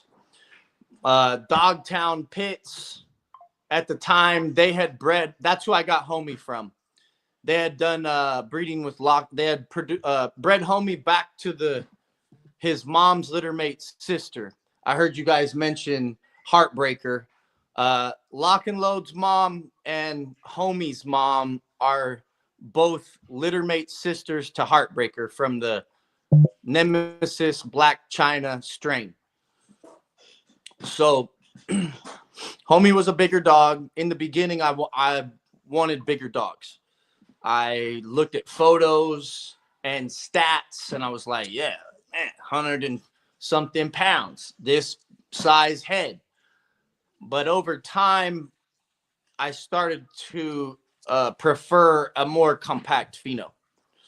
And that's when, I started really focusing on the pocket variety. Now, in the beginning, when I would do my line breedings, I would get nice structured dogs. Always generally would get some good solid bone. That Nemesis Black China, Heartbreaker had the bone. That whole strain threw bone. And so as far as bully features go, we had good, good bone. We had good structure, good movement, great temperaments, conformation sound. Obviously, as when we breed, we like to line breed and we like to tighten up on things. And that's how you get to test out and see where things stand.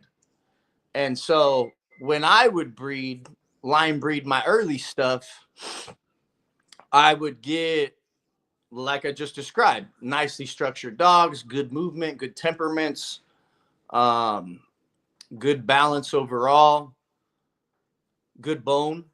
On occasions, though, I would get a more terrier or snipey face. When you look behind what's behind my original stuff, it's like, it's some of the OG AKC, UKC stuff. And then behind Bistro, his mom did not have the best muzzle.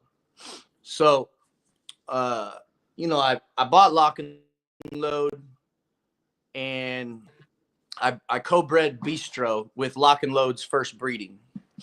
And then Bistro kind of, if you've been around, if you were around back then, you remember Bistro kind of like took the bully world by storm. And so we were utilizing Bistro a lot. And sometimes what I would notice is that little bit snipier muzzle. And so I wanted to make an adjustment with that. My first step was Rockin' Ruby. It was about 15 years ago, 14 years ago, probably. And I was trying to decide on, at the time you had Ace Line, Romeo Blood. Dax was really emerging as like the top Romeo Blood dog, next level Romeo Blood dog. You had Kingpin line, which is what, Miyagi ended up coming from. And then you had the Rockin' Ruby. And or at least those were the ones that was really on my radar of like, all right, which one of these strains are, headstrong, wide, blocky muzzle. And, you got the Kingpin, the Romeo, and the Rockin' Ruby. Out of those three, I chose the Rockin' Ruby Blood because I felt like I would still get fairly consistent results that was in alignment with what I was already producing, due to the fact that it was an outcross dog with some foundational razor's edge with that Monster G. And so rather than a hard outcross to the Kingpin or to the Dax, to achieve the improvement in the head and the muzzle, I went with the Rockin' Ruby because I didn't want to compensate too much in the other areas of the dog. And even choosing the Rockin' Ruby, I already knew, all right, I'm going to lose a little bit of my rear. That Nemesis Black China, that Manu Kiana Blood, I mean, them's are solid dogs, well built. Manu was an AKC, UKC dual registered dog. And when you bred my shit early on, I mean, it would breed true to the pet. You would get some throwback like Amstaff type in there on occasions. And obviously, I wanted to keep shit clean, but I wasn't here to produce Staffordshires. So I went the route of the Rockin' Ruby. I bred the Tonka. I had a Rockzilla daughter that I bred to, my stuff to. I picked up a dog named Ofari. She was triple Tonka. I picked up a dog named Tronco. He was a Tonka son bred to a Rockzilla daughter with some Paco and King Saber in there. And I also did the short bus breeding, where I collab with Bistro, and I did a breeding into that short bus. So like for me, I always wanted to produce a family of dogs, a consistent family of dogs that withstand the test of time. And so when I was seeking to make my change or make improvements in that area, I wasn't just looking at one dog. I was looking at a strain of dogs, the Rockin' Ruby strain, that it didn't really matter if it came off of Tonka, if it came off of Rockzilla, or if it came off Gina Jules. That shit was coming bully with a nice, beautiful, chiseled head, blocked up muzzle, nice cheeks. So that was my first order of operations. I leaned into that Rockin' Ruby heavily. You guys mentioned the short bus. Nolan's stuff was heavy on exhibit. Gina Jules, and Excalibur. But all throughout my peds, I've got Rockzilla, Rock and Ruby, Tonka, Rock and Ruby, Gina Jules. So that was like my first phase of my crossing. And I even when I just had Lock and Load and Bistro and those guys, I was like, all right, I'm gonna lean into this Rock and Ruby, and then from there, we're gonna lean into that Dax. Um, and that's pretty much what I did. It took about 5 years of mixing up that Rock and Ruby blood the way I wanted, and selecting my phenos accordingly for the type I was after. And so once I got to that point where I was like, all right, I really like what I'm getting here with my OG stuff crossing with this Rock and Ruby and Paco type stuff. And from there, I still stayed the course of the original plan of going ahead and bringing in some Dax. And because I wanted to get more of the head size, I was getting nicer shapes, more blockier, broader muzzles. I wanted to add a little more size to it. So from there, we brought the Dax in. I tried a breeding with Louis V, and I did Phenom. The Louis V stuff was cool, but I got more of the results I was looking for out of Phenom.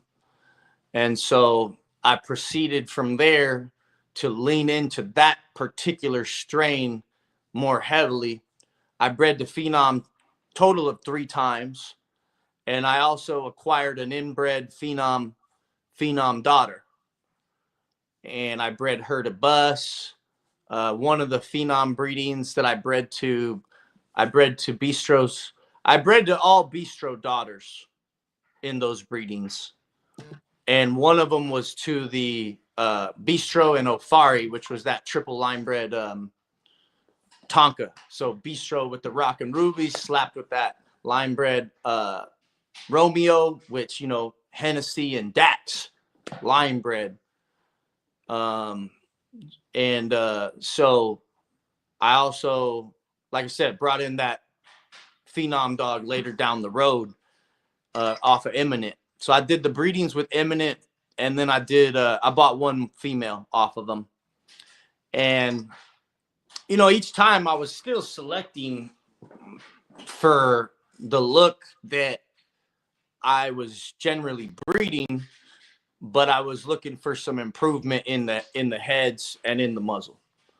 So, fast forward to now, that's pretty much like what I've been doing for the last almost 10 years is just mixing up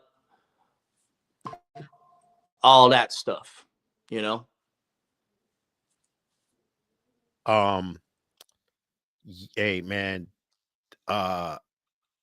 big fan of what you're doing. I basically modeling. You gave us a blueprint. You know what I'm saying? In the American bully diaspora to follow. Ellis has a question for you. Go ahead, Ellis. Oh shit. Hello? Ellis. Yep, go ahead. Yeah. I ain't know I was unmuted. But now I will say first, it is a flex to have your own bloodline and take a picture of 20 puppies from 5 different breeds, and they all look generally the same or close. So congratulations to you for your hard work actually paying off. The question I had though was in that I think it's 5 generations from lock and load to Batman, which is kind of like, in my opinion, like your dog now. Like from your dog when it was lock and load to Batman, I think it's lock and load, bistro, bus, bando, Batman. You talked about how you was Lock trying to and improve Load. them. So Lock and Load or Bando and Badman, they're cousins. Oh, okay, Lock okay. See, I knew I was messing up Badman, something. Badman and Bando, their moms are littermate sisters. Bando's dad is Bus. Bad Man's Oh, okay. dad I is skipped one. Bandit. I skipped one. It's Bandit's Buster dad is Batman. yeah. Bad Man's dad is Bandit, which is a bust son. So Okay, that's the genetically, dog I messed up. I messed up Bando. It's Bandit where I put Bando. Bandit is Batman yes, dad. Yeah. yes. So in that generation, in that line of males, like you talked about it a little bit, how you said that with your older stuff, you tended to get a little bit of a terrier style of look. And how you was trying to adjust that with the Phenom, with the Rock and Ruby, and it's one other blood you said you incorporated. But basically the main ones was the Rock and Ruby and the Phenom. And just I just wanted to talk about like that adjustment of like seeing that and how you adjusted it, and then once you had it on your yard, the different bloods, like how you tied it back together to get to a point of today where you get the look you got right now in them puppies, or the post I made where it's a flick, like how you get to that consistency after making the adjustment. You see what I'm saying? Being able to loop that stuff back together. What you think about that? Like that type of mindset. That was the question I had. So distill it down one more time for me. The question. Basic, basically, the a big point that I took from your whole synopsis was you making the adjustment because you seen that your heads wasn't what you wanted consistently. So how did you go about like not being kennel blind? And then once you brought in the new traits from the Phenom and Rock and Ruby, like what type of things did you do to get it consistent where it's all over everywhere? You get what I'm saying? And you still staying true to your stuff as far as bully market blood, even though you bringing in new stuff to make it better. Well, so it there's the breeding that you do, right? And then there's the next part is the selection process. You know Hmm. what I'm saying? Hmm. So what you guys see is is my selection process, my selective breeding. Were there when I show you where I'm at, it wasn't like boom, I did one outcross and voila, here we are. You know what I'm Right. Right. saying? I had to It was take trial what and I error. had. I did my little outcross. There was another reason why I did the outcross as well. One of them was uh, I wanted to increase fertility in my line. I felt like why am I? How come these guys with like these Romeo dogs are having these big ass litters? How come my litters? I got these show dogs. They're like conformationally sound, winning all the championships, but like they're making like 2, 3 dogs. And so I was like, all right, let me. I seen this National Geographic bit on panthers, and the panther population in the southeast was diminishing because they were becoming so inbred. They were becoming sterile. You know what I mean? So for whatever was in that line, when it inbred, it was causing sterile. So the hogs were getting out of control, and to fix the problem, they incorporated new genes. They had cats with twisted spines, cats with bob tails, corkscrew tails. Ain't no bulldog in any of them, but they were coming out with twisted up tails. Um, so I had a couple of objectives besides just the head, but to answer the question, I would do the cross, and then I didn't get everything across the board looking like it is now, but I was selecting for a look, a type, and then I do this breeding, and then like I said, I bred to Phenom 3 times. I picked up an inbred Phenom daughter. I leaned in to that gene pool in more ways than one because I knew ultimately the goal was to line breed to be, more self-sufficient later down the road to get consistency. And so I didn't want every single thing that I was building off of just to go to one breeding. You know what I mean? So I Yeah. was doing these. I was doing these different ways of mixing it up, and so I breed phenom uh, to this, bistro daughter, to that bistro daughter, two of my nicer dogs that were coming from some good stock that did good stuff for me. And then, as the puppies would come out, I'm obviously breeding for pocket. I'm breeding for short back. I'm breeding for, I want to get that nicer head, so I'm looking for that too. I want to maintain my type and my overall build too. So I'm looking for everything to be congruent. Yeah. And You so what you're saying I is you might kind do of it. attacked it from different angles. You didn't just try to focus on one thing and like hang your hat on it. You tried to attack it from different angles. So you always had stuff to fall back on kind of. That's Well, kind of yeah, like I, the goal is to build a family of dogs that withstand the test of time. The reality is, especially early on, like this breed didn't start off from no health tested stuff. I mean, unless we go all the way back to the AKC and to some of the foundation UKC dogs. But as we started getting more into the bullier stuff, um, it wasn't really a lot of health testing. Um, so I couldn't really necessarily, because when you inbreed heavily or line breed heavily, everything is going to come out. It's going to bring itself forth. I asked a question. I said on my post, what does bred to produce mean to you? And I got a lot of different answers. A lot of people, they got sidetracked and they started answering what they thought other people meant by bred to produce, citing things like BS, sales gimmick, yada, yada, yada. To me, you know, dogs, all dogs, ultimately, when you really break it down, everything is bred to produce something. Mm-hmm. but But some shit it's bred to produce a whole lot of different shit.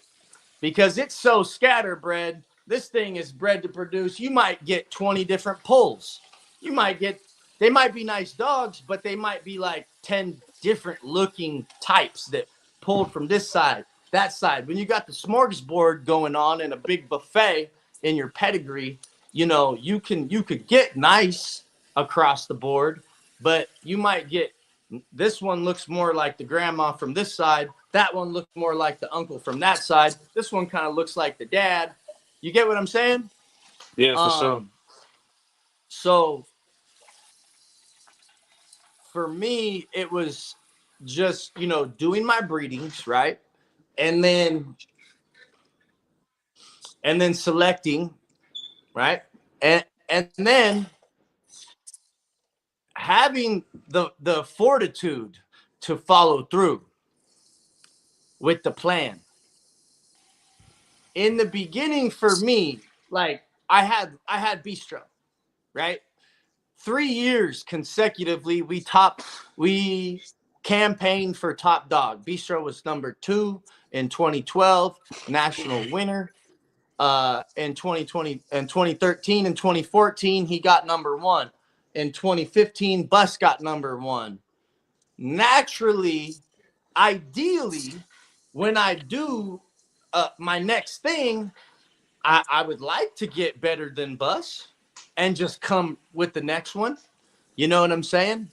But Hmm. the reality is when I did my cross, I had to realize, like, look, if I constantly chase better than Something else. Bistro, better than Bus, then what's going to happen is I'm going to end up selling a lot of dogs that had the ability to still move my program forward. I'm going to give you an example. My first breeding I did with Phenom was Black Phoenix. I mean, my first breeding I did with Phenom was to Candy. My pick from that was Black Phoenix. Really, he was a nice dog. In a lot of other yards, he might have been one of the best dogs on their yard, or the best dog on their yard. For me, however, he was not Bistro. He was not lock and load. He wasn't Bus. I could have just left it at that and said, boom, he's out of here. It's got to Right. be like this or better, Right. or it ain't staying. Right. That's what you saying. That's what you Um, saying. Stick to the plan. You could have been like, man, he not my next superstar, and just not used him. But instead, you used him to create something that's gonna come back later and be better. because he had a foundation behind the dog. He already had something built behind the dog. He knew it. And he had a plan for the dog future. He wasn't just Hmm. breeding just to get that one dog. I get what he's saying right there too. Hey Robert, no, do you do you like what you have? I've Do you never like went for. Go ahead. do you no go ahead. You said you never went for what? Is as much as I enjoyed the success of Bistro and of Bus at those high levels. Um, it's not been about one dog. My coming up, I was mentored by Big Rich, and the phrase that he would always use was a family of dogs that withstand the test of time, and I still abide by that to this day. So sometimes when I'll do my outcross, I'll get some shit and I'll be like, it's all right. Like I could fuck with it. I could use it. It's not Bistro. It's not Bus, but I do got them dogs behind it. And I did come up with this plan for a reason. I'm not like breeding is not a one and done thing. Like you don't So do one breeding and determine how good of a breeder you are. You know what I'm saying? Like back in the day, I would get heavily criticized for the dogs that would come off of my dogs. People would judge me as a breeder in like the debatables and shit like that. And I'm like, I'm a brand new fucking breeder, bro. Like, of course I'm not that good yet, you know? yeah, But they would say, oh, he don't know what he's doing, blah, blah, blah, blah, blah. But that was one of the reasons why I also got real exclusive with my stuff, because the more I would stud my dog out, the more that I would get, basically the stud gets a lot of the credit or the blame, and when I was yeah, traveling with Bistro doing the showing, sometimes, I would breed the dogs that were just cool dogs, and nothing crazy. And like I said, Bistro had the background that he did. He had a big, beautiful head, but really his dad and his mom, their weakness was the head. So sometimes, that weakness would come out in hmm, Bistro's productions. Um, but I basically had to, work my plan, work my program. Remember why I did the breeding. So Black Phoenix was not the type that I was necessarily going for when I envisioned the product from the Phenom cross. But I took, Black Phoenix. I bred him back to a bus daughter, not just any bus daughter. It was Bus bred to a exhibit daughter, exhibit bred to a candy daughter, exhibit bred to Candy, which was a Bistro daughter, my first grand champion female produced, one of my favorite dogs, that I made. And hmm, so when I did my out crossings to some heavier shit, I did it with my cleanest bitch, which was Candy. So, you know, I bred to exhibit. Like I said, I bred to Tonka. I really leaned into that Rock and Ruby. So when I took the dog off a bus that had exhibit on top through bus, exhibit and bistro, and then it also had exhibit and bistro on bottom, I bred that into that Black Phoenix dog. And that produced a beautiful litter of puppies. And I kept 2 dogs off of that. Ain't that pumpkin? Both That's pumpkin, right? actually, let me think. I kept 3 dogs off of that. I might have even kept 4. I co-owned a few of them out. Only 2 of them ended up being contributors. But from that Black Phoenix to brown sugar breeding, that produced Mocha and that produced Cupcake. And Cupcake went on to produce Bando. Mocha went on to produce Badman. So Dope shit. and from there, like I told you, you know, Cupcake, Mocha, Littermate sisters, Bus to Cupcake produced Bando, Bandit to Mocha, a Bus son to Mocha produced Badman, right? And them 2 dogs, they're a little different looking, but the features that they possess was more of like what I was hoping for when I had done that cross way back like 5-6 years ago. To So make that's Black what a lot of Phoenix. people don't understand. People, they're so used to just clicking a button and getting instant results. I want something today. Man, fucking Instacart will bring you that shit. Amazon Prime might be able to deliver the same day.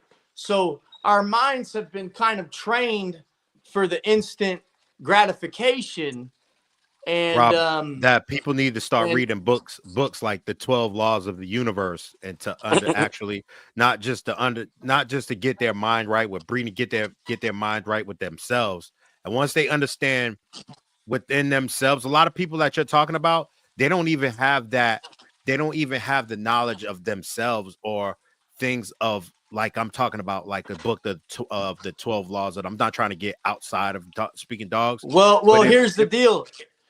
Go ahead, finish up. I got a comment on that. When you start reading books like that, and about you start to understand that things aren't instant. It's the work that you have to put into it. It's a whole conglomerate of things that you have to have in That's what one. really make it good.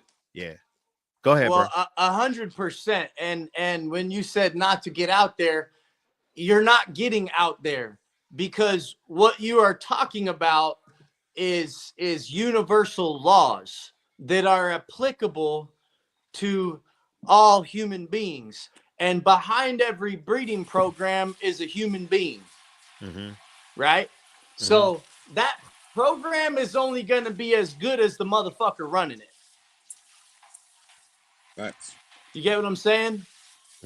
So the more developed you are, then the greater capacity you will have to develop anything else. If you can't even develop yourself, why would you be able to develop a breeding program? That's a fact. Like on the Ellis post, a guy said, well, the guy's been doing it for 14 years. He should be good. I agree. No cap. I should be good at this shit. If I'm going to be balls deep in it, in the trenches for over a decade, putting my efforts into it, we should be good. But the fact of the matter is, some people do life for 20, 30, 40 years and they still suck at it. They still don't get results in life. It's a fact. You know what I'm It's saying? still a That's flex, not to bro. toot my own horn. That is Yeah. to illustrate the fact that, you know, it's the mindset that drives all this shit. You know, like I've got good dogs. I've got some nice dogs. Have I always had, bar none, the best dogs? Or is it a possibility that there's some more dogs that are equal to or possibly greater than out there, but the breeder gave up? The breeder, whatever story they told themselves, it caused a lot of people to give up.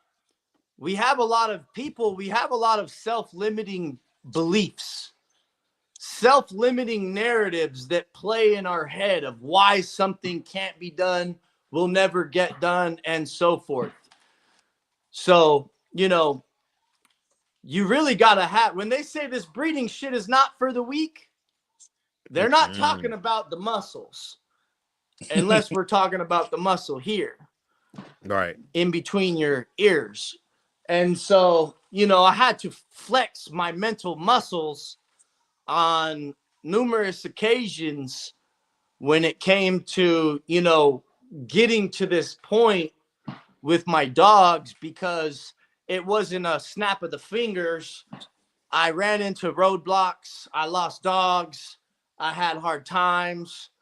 I can't say I ever thought about giving up, but I had times when I was unsure of what might happen, when I had a lot of dogs get sick and I was losing shit. I've had times where I've been dropped to my knees in tears, guaranteed that most people would have folded if they went through the shit I went through with my dogs, man. Like when you guys said I wasn't active for a while, I was active the whole time. The difference was you didn't see me vocal, because typically I'm a positive guy, right?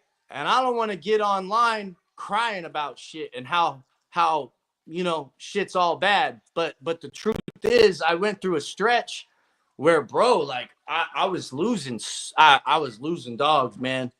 And I was, you know, I've had parvo strike my yard. I've saved all my dogs from parvo. I am very good at saving dogs. But when I moved to this property, I had several of my dogs get distemper. And I'll tell you, distemper is a motherfucker. I had a 95% success rate of defeating parvo, but when it came to distemper, bro, I probably lost like 70% of the dogs that got it. I legit lost probably I lost like 20 dogs, bro, in 1 year. Damn. And when you see the progress of my line now, oh my God, I can't even imagine the progress that where I would be now if I hadn't lost some of them key dogs. I lost some key shit, bros. I lost some of my best stuff, the best puppies I ever produced. Bistro bred back to Bus's daughter, Bus bred to a Sway daughter, bro. Like, you know, when I incorporated the Phenom, it was never my intent to have everything be Dax. I always wanted to have this strain that I kept pure, free of any of that shit. And I was working on doing that, man. And I had some phenomenal dogs, and I lost them. And that was a big hit. It was a big hit to my plans. Like I said, dropped me to my knees on multiple occasions in tears, wondering where I was going to be, what was going to happen to all this work I had put in. And so that's why you guys didn't see me. That's why you didn't see me here.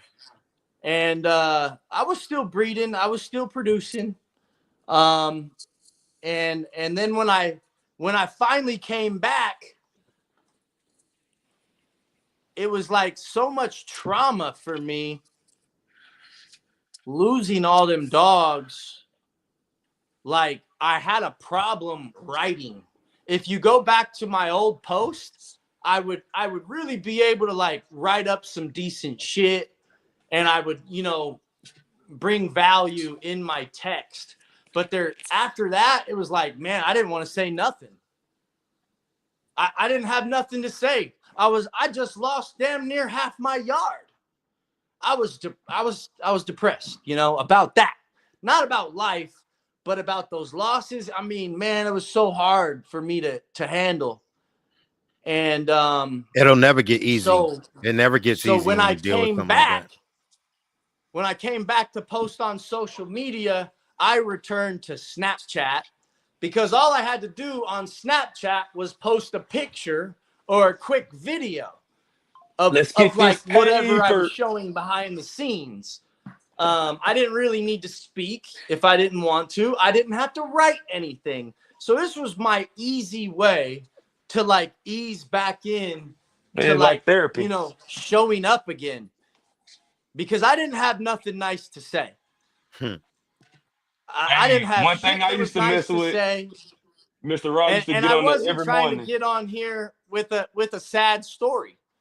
You know, my goal was to overcome what I went through and then maybe, you know, share how I did overcome it later on down the road, which right now I can sit here and recollect all of that. I could tell you about every, you know, dog I lost from lock and load to bistro, you know, and I'm not going to stutter, but there was a period of time I could not even like speak on shit without like tearing up and needing to take long pauses to gather myself and shit like that. So that was, you know, that was where I was. And so, you know, in this, in life and in breeding, you're going to get tested. There's going to be shit that gets in the way. And you just got to determine, I mean, are you built for it or not? Are you going to persevere or are you going to fold every time something gets hard? And you know, I chose to persevere and to keep pushing. And so that same sort of like mindset when it came to like getting certain dogs, this kind of to go back and answer your question, when I would do those crosses and I might get a dog that, all right, like the rear still not quite there. Or maybe this wasn't as nice as Bistro, but you know what? He is quality, and I am working this plan for a reason. And it does have this behind it. So just because his phenotype is here doesn't mean that he can't produce here, especially if I stack the ped right. So it really just took me, you know, continuing to stay the course and work the plan. I'll tell you, one of the guys who inspired me when I would look at his pedigrees was Nolan, short bus. I would look at some of his shit in the back and be like, I wouldn't have used that dog. I probably wouldn't have used that dog, but he did.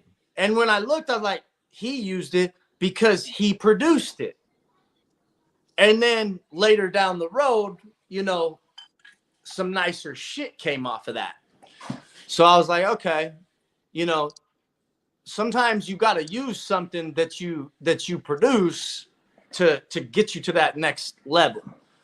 Another guy that inspired me in a little bit off subject of what we just mentioned, but was Ron Ramos. Ron Ramos had some cleaner shit, and he had, you know, Amstaff stock that still like resembled that. But I would see him do breedings to like some of the super extreme stuff, like shit that I would not expect a director of judges to be utilizing type shit, right? But he would go in and he would use it, and like he would make some cool dogs. And the more you like look at the pedigrees in the American Bullies, you look and see like, damn, how did that shit come from that? You know, so I recognize my line based on the line breedings that I had done. My strain that I started off with is like a cleanup strain. Like you had certain strains that derived from like more bulldoggier type of blood, and they needed the cleanup. My shit was the cleanup. And so if I bred it to more cleanup, I may have gotten stuff that was a little bit underwhelming, not bully enough. And so I started to take more chances with my guys like Bistro and them to breed to some stuff that was a little bit heavier. And then when I would select, I would still select in alignment and in a way that was congruent with what I was aiming to produce with the silhouette of Bistro, the back length, the shoulder sets, and the things like that.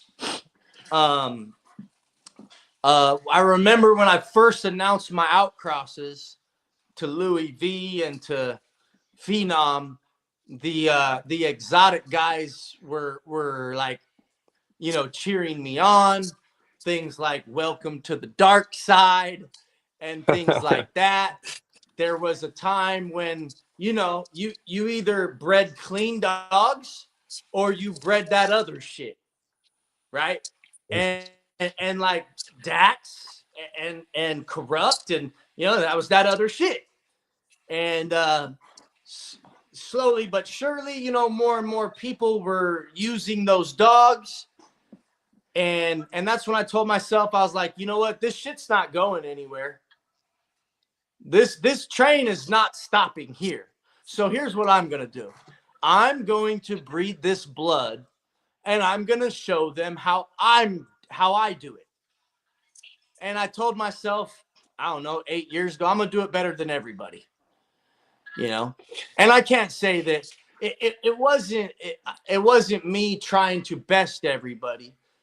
It was more just, an affirmation that I put out, that I believed in my stock that I was starting with, what it brought to the table, and my ability to like see a plan through. So a lot of people they look at my dogs and they attribute the success to, the caliber of dogs, but it's really been the mindset the whole time. You actually use the law of cause and effect. That's what you're explaining right now. That's why a lot of people need to read the 12 laws of the universe, man. It'll help a lot of people within this dog game. It'll help you within life, period, man. But what you're going down, you're actually expressing the whole, like, all of the 12 laws of the universe right now. People don't understand this shit's real. Like what your losses, what you had, and what you gained, and what you said you had manifested. It's all the laws that you use, man. It's like you yeah, it is. And when you say universal of the universe, not universal, that means of the universe. Well, laws of the universe, but they're also universal, meaning you could read all those laws, and guess what? They don't apply to just you. They are universally applicable across the board. Yep. Whether you're a white guy, a black guy, any race or gender, like even the seat you're sitting on. Laws are universal laws. And so it's funny because I had not yet suffered from the losses, but I had named this dog Phoenix. And I don't know if I can find this encapsulation of the wording. The text that I read would word it much better, but basically, like, the Phoenix, it burns to ashes, and it's like dissolved to nothing, and then it rises again. And if I could find that, man, it's a powerful thing. And uh it's crazy how it kind of came to fruition for me. Let me see if I could just find it, because when we're talking about the universe, I can't find it right now. Is it What you what the and just as the phoenix rose from the ashes, she too will rise, returning from the flames, clothed in nothing but her strength, more beautiful than ever before. That's one I just found. Man, and here I was, with this, dog I called Black Phoenix, and these offsprings that came up off of him. And I lost. Like when I took those losses, it was weird. Like I lost a lot of my foundational shit. I was working Mhm. with a lounge strain, and I lost a lot of lounge shit. But it was something about my other dogs they pulled through. And so the mythical lore of what the phoenix is, like, transcended to my program and actually manifested here. And I Mhm. seen it. Facts. And I was it's crazy how stuff like that works when you put things.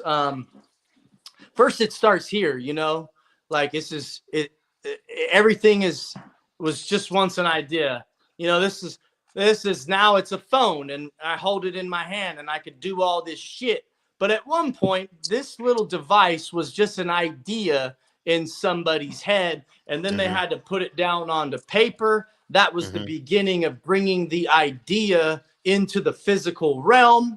Mhm. And then they begin to construct the creation, and bring it into our reality.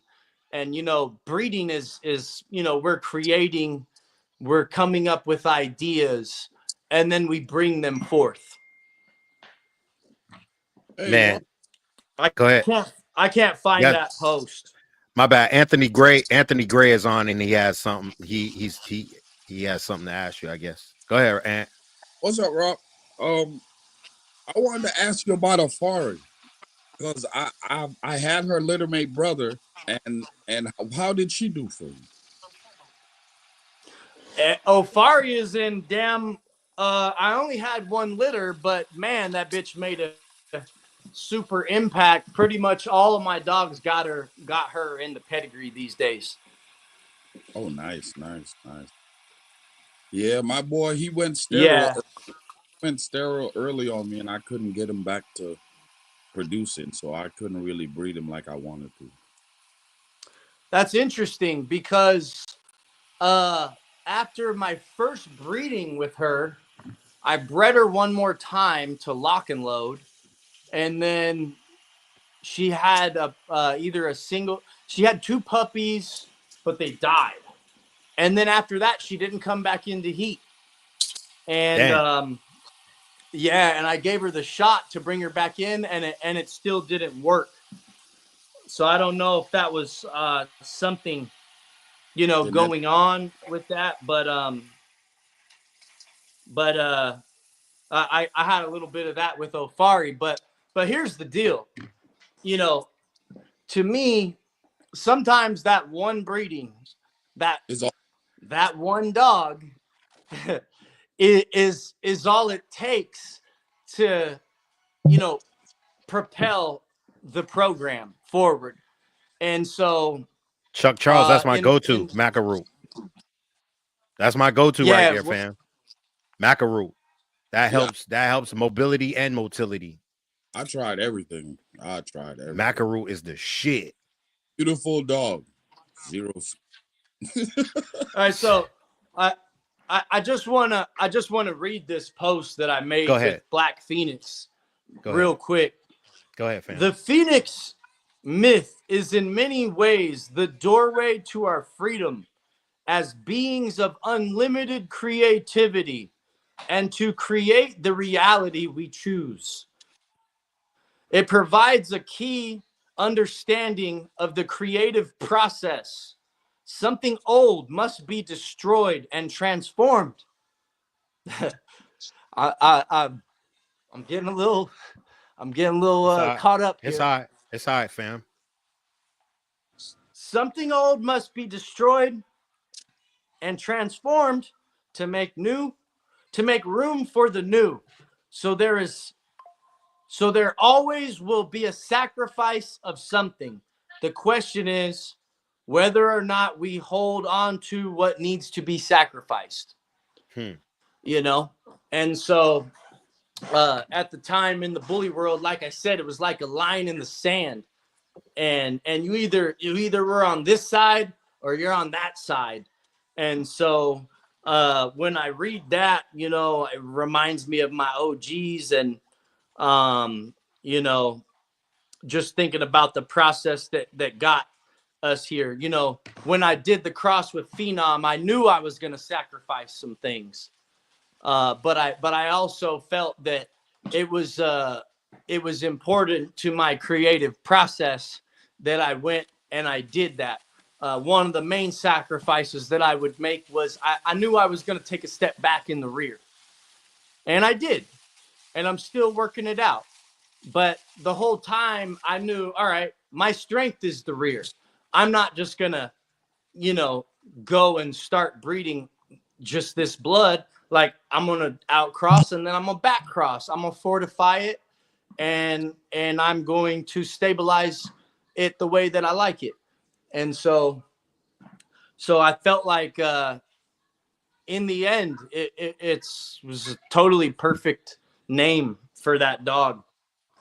So But go ahead. when you say stabilize, you mean when you outcross, you take it back to your stuff, correct?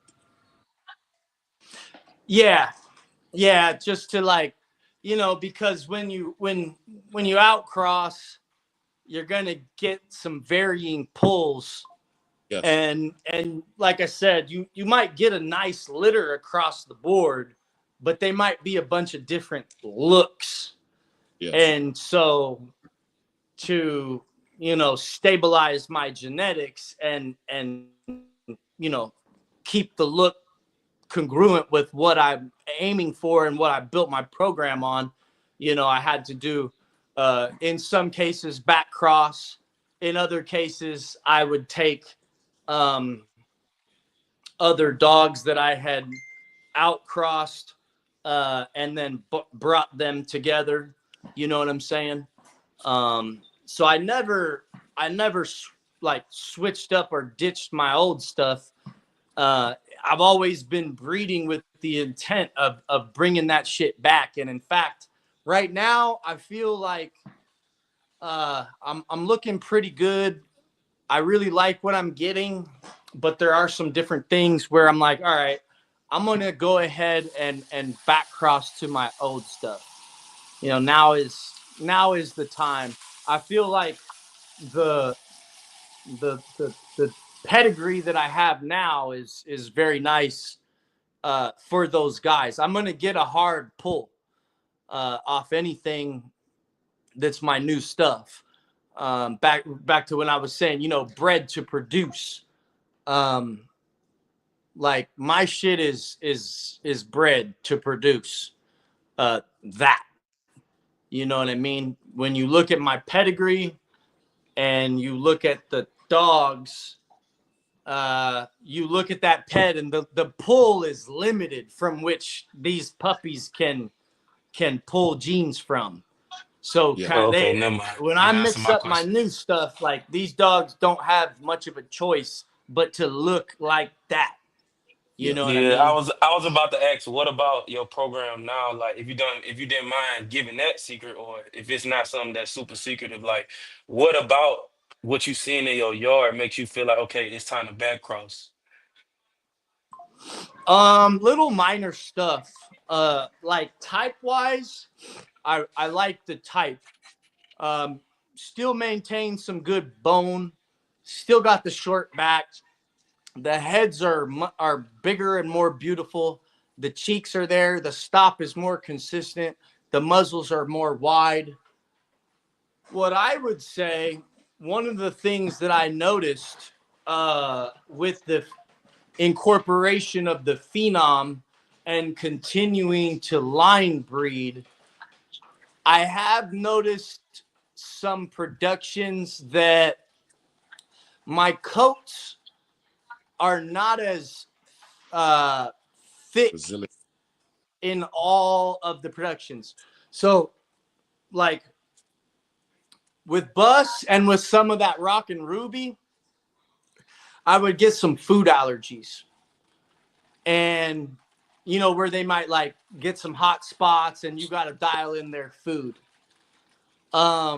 With the Phenom stuff, it's not so much the, when I brought in that, it wasn't so much allergies as I would have like a couple random dogs that when I look at their coat, it's not as full, lacking volume a little bit. So that's one thing. And I never had any of that with Bistro.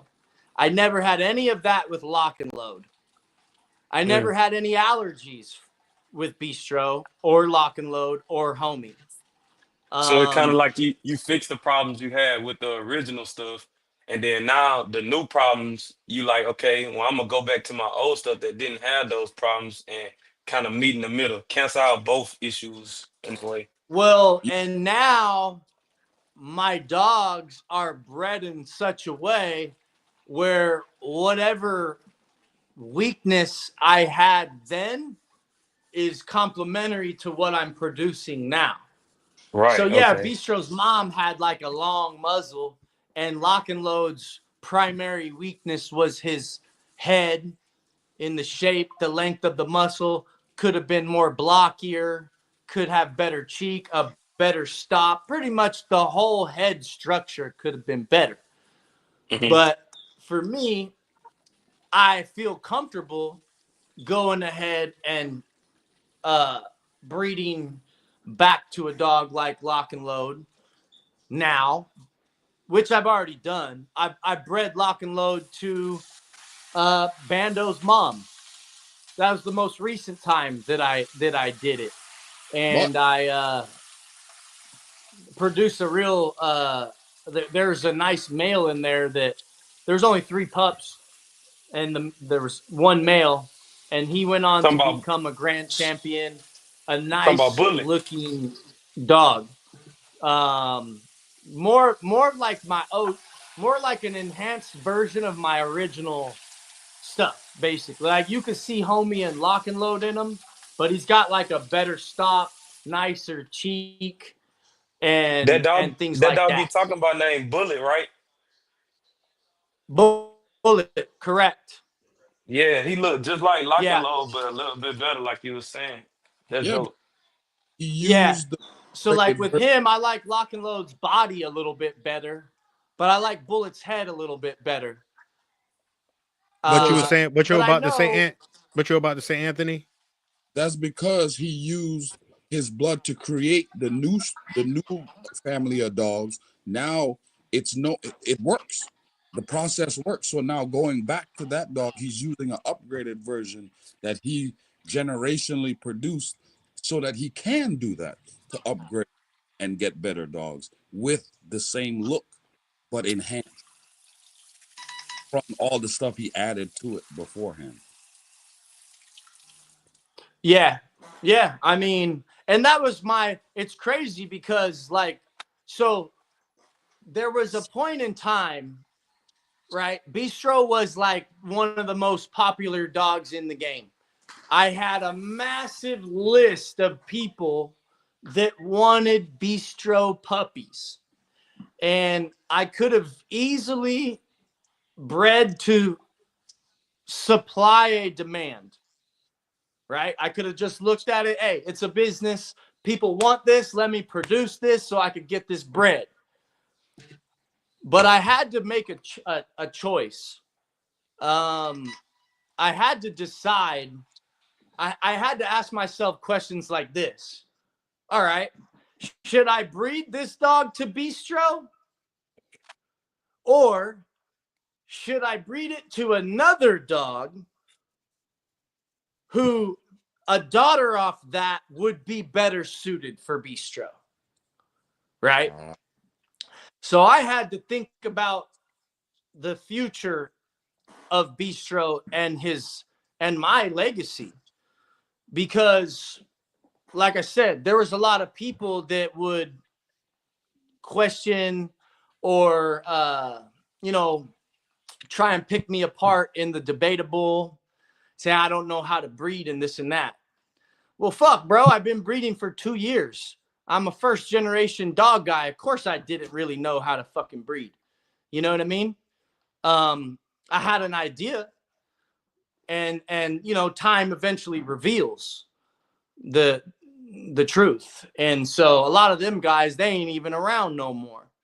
But with Bistro, I had to decide, like, all right, do I want to make this puppy? I'm probably going to get more of the same as far as those head pieces that I'm trying to get away from.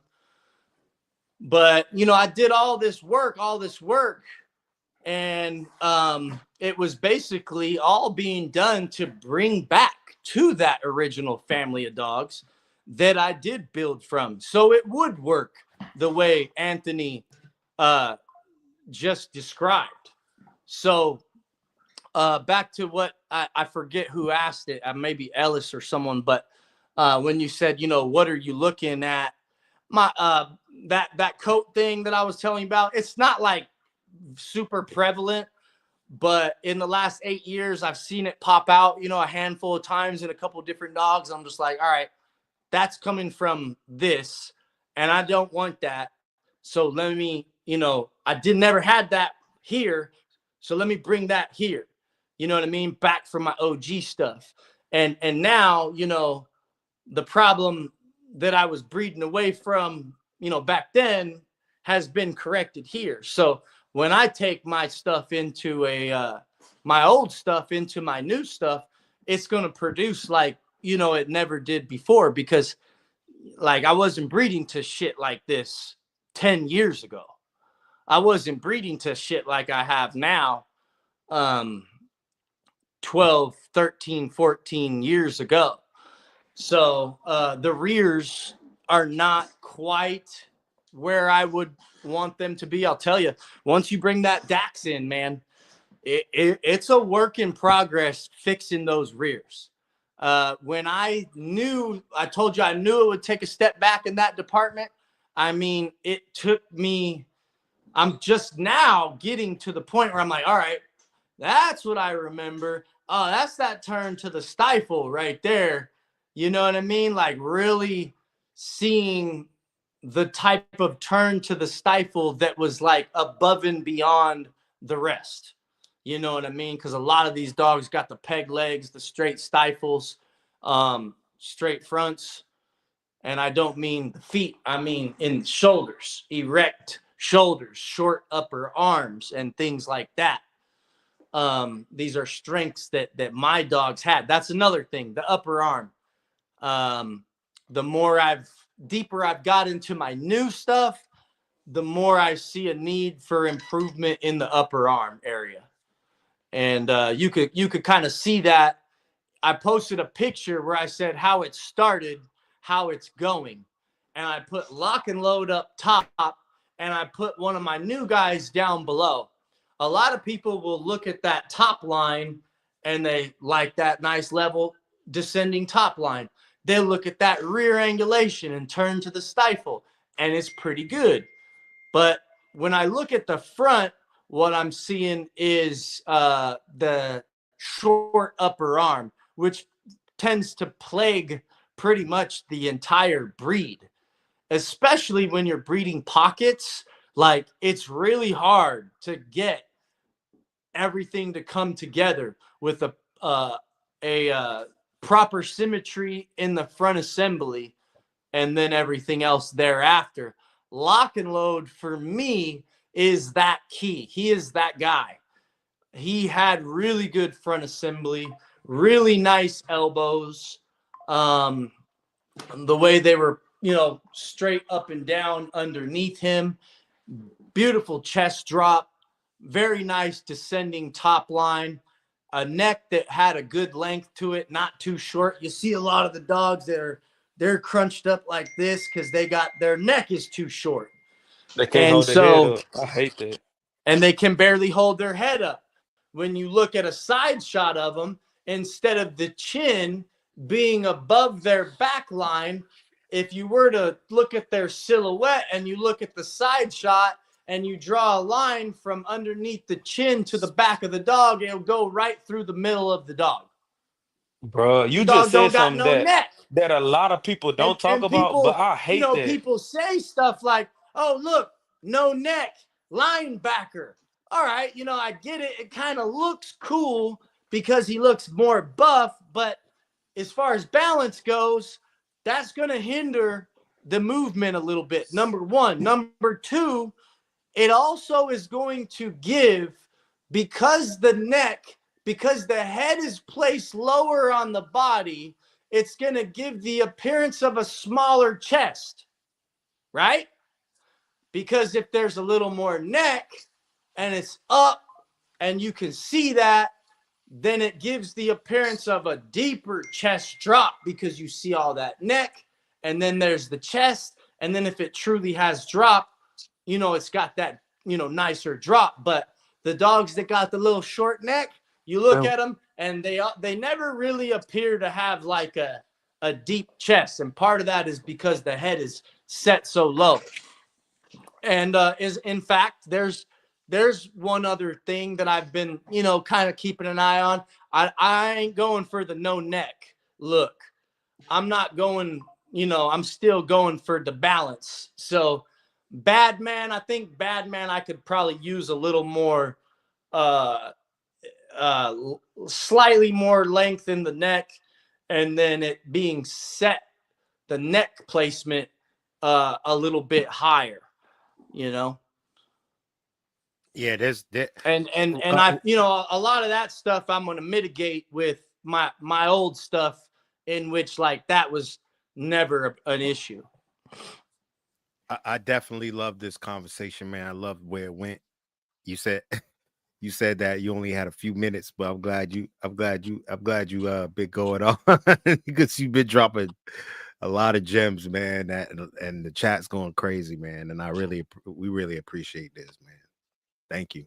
All good. I'm glad you guys got some value, and I appreciate guys like you that take the time to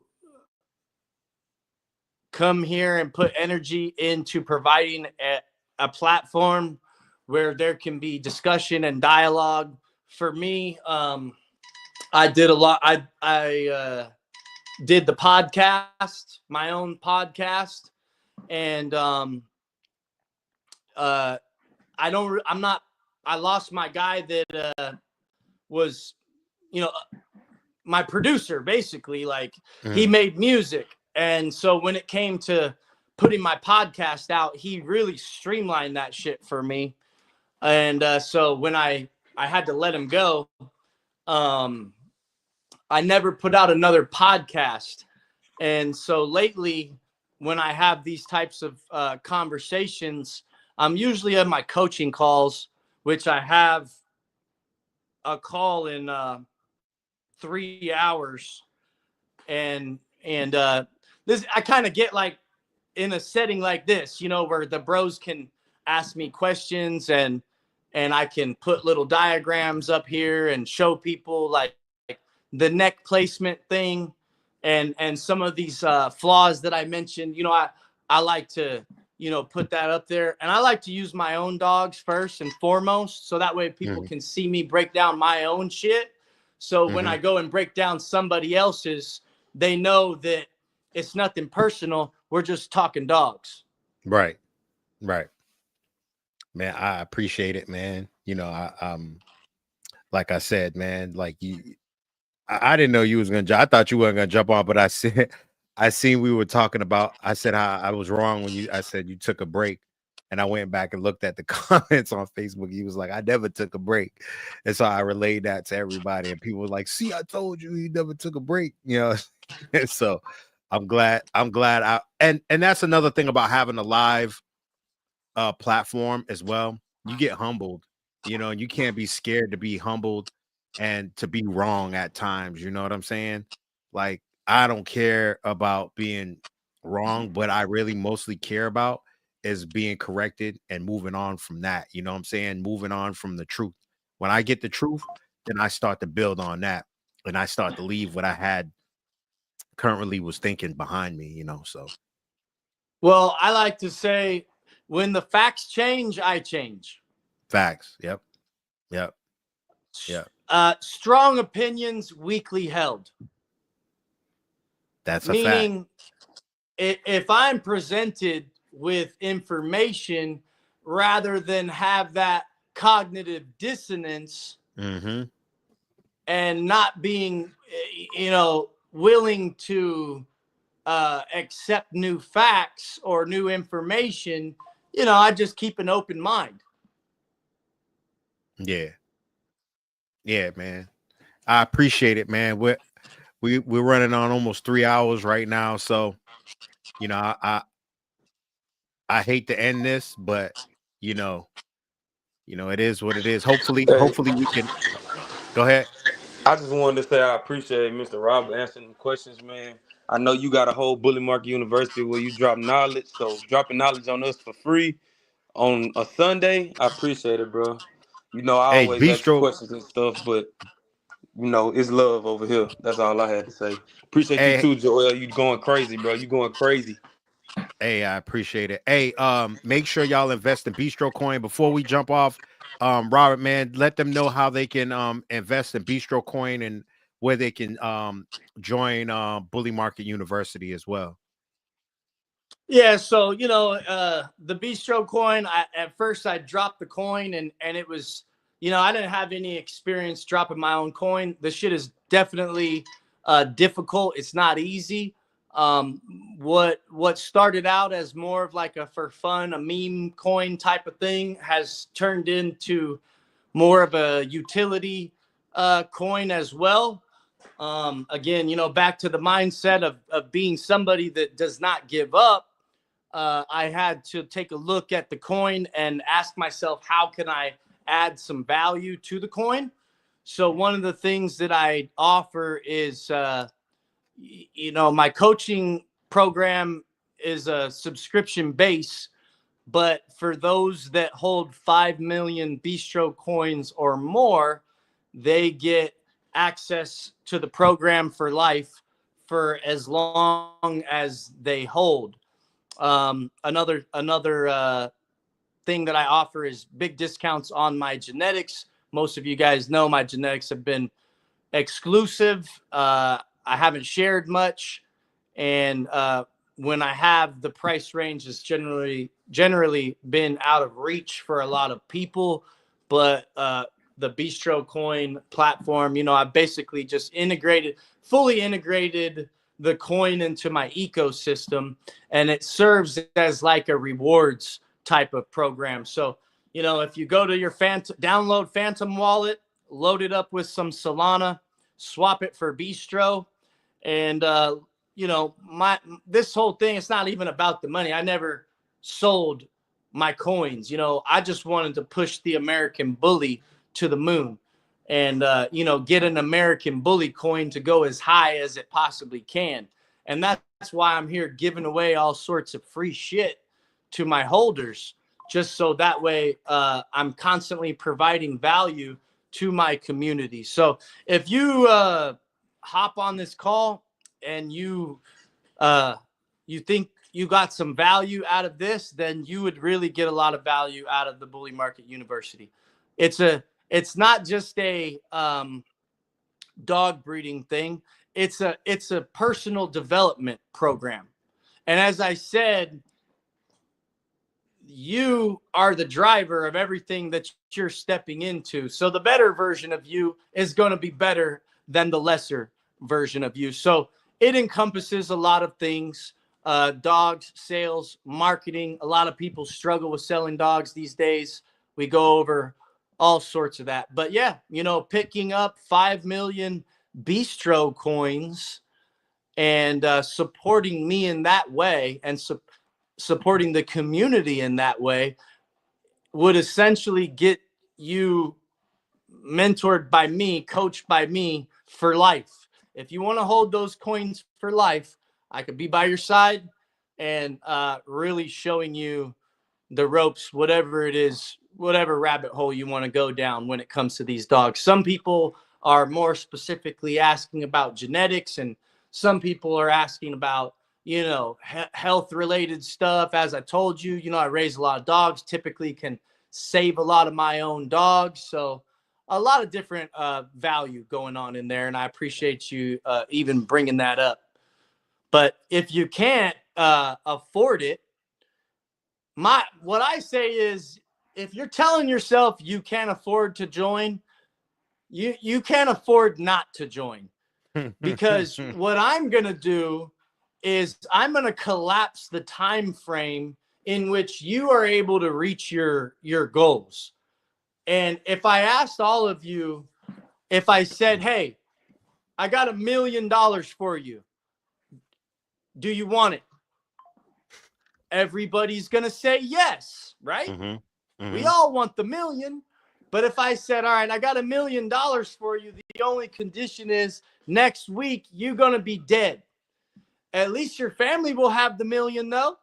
Do you accept these terms? Most of you here are going to say, no, I ain't taking that $1 million and going to be dead next week. Hey, who knows? Fate might be that you're going to die in 2 weeks anyways. But are you going to take your chance? If are you going to take your chance? The answer is no one's going to take it. So the reality is our time is worth more than money, to the tune of millions, if we really want to break it down in that way.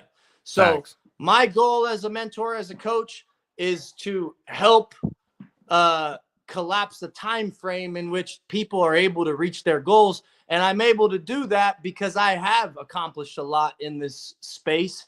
I've also failed a lot. And it's those accomplishments with the mixture of failures that I'm able to help other people, kind of streamline their process a little bit faster, because I've had mentors. I've also had trial and error. And within my program, I'm basically just giving all the game up to those who show up. Man, I really appreciate it, man. You have a blessed day, Mr. Robert Lee, man. Thank you for joining us, man. And I'm pretty sure you're gonna have some people joining from this platform to your Bully Market University and invested in Bistro Coin. So, well, and if you truly can't afford it, then you should be tuning into platforms like this every single time, because this guy has got all this fucking equipment, this mic, that headphones, everything he's doing. Money, guys, energy. This guy is putting on for the community. You know what I mean? So to show up here, to soak up, I also have my podcast, lots of free stuff there. But yeah, I appreciate. And make sure you anytime you want to bring me back, bro, just let me know. I got you. Just make sure when you do your podcast, make sure you tag me on it so I can actually share it on here. We can do reaction videos to your podcast, and we can actually hand in hand, we can grow this bully community, man. I believe we can actually do this one brick at a time, man. So. Well, a lot of people, I agree with you. A lot of people, they'll say education is key. Education is key. But are you showing his platform right now? Did you share this? Did you guys go tell everybody? Because if you're watching this and you're getting value, why haven't you at least shared the guy's post yet? That's your dues. Pay your dues and share the post. You know what I mean?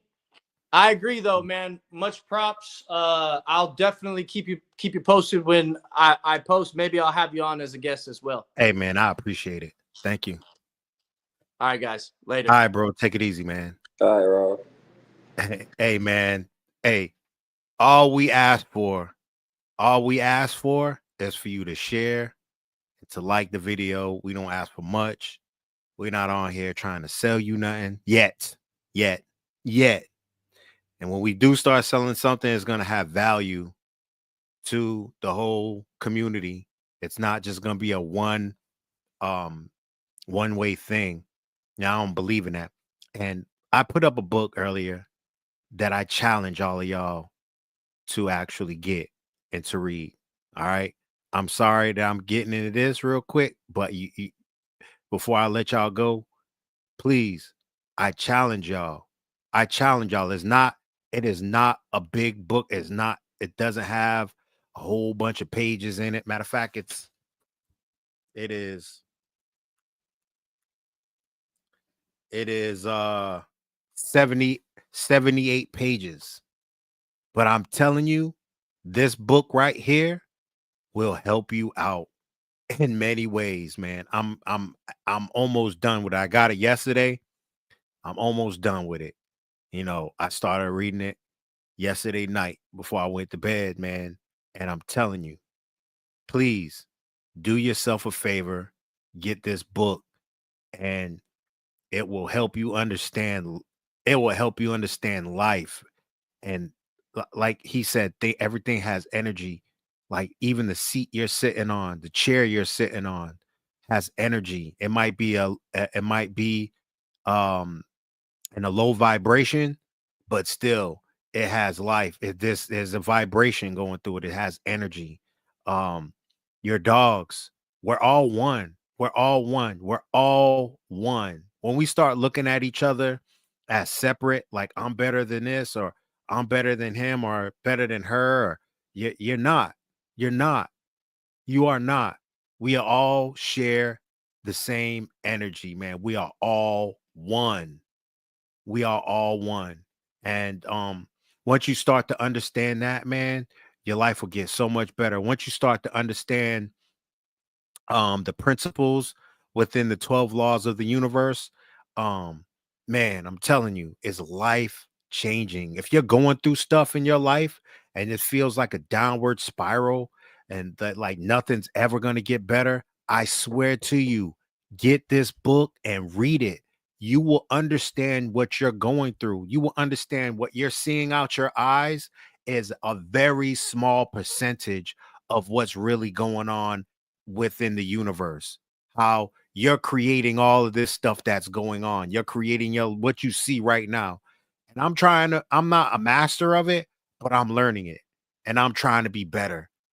You know what I'm saying? Just by educating myself and arming myself with what is going to get me better in life, what's going to get me better breeding these dogs, because I I I made a manifestation that I'm going to be one of the top breeders in the world with this breed. One of the top breeders in the world with this dog breed. And I'm sticking by it. It's not going I have a faith. I have the force. I have it in my head what I want to, what I see a dog. I know Tyree hits me up. He's like, man, what the fuck? You don't understand what you got on your yard right now?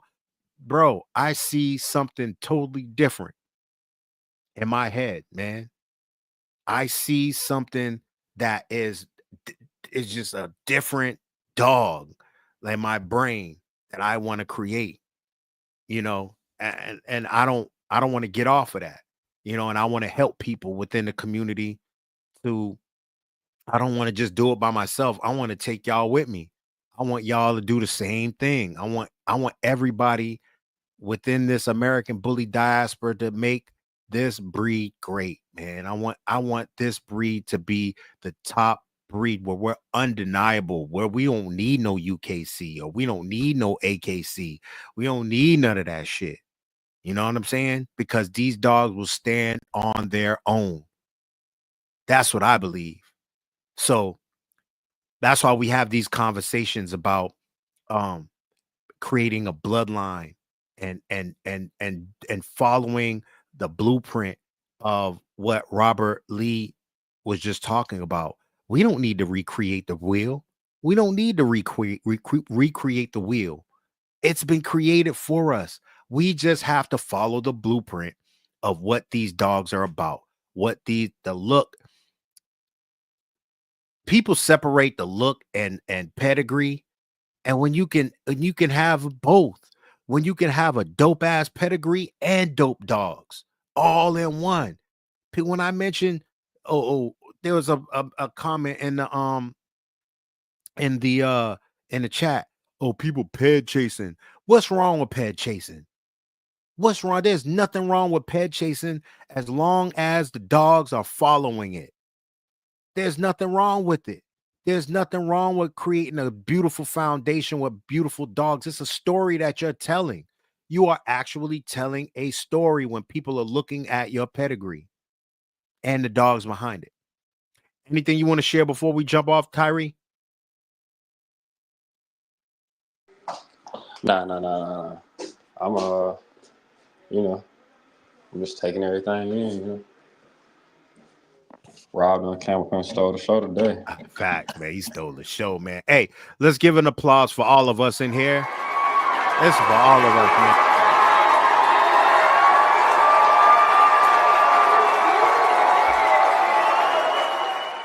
And I appreciate all of y'all, man. And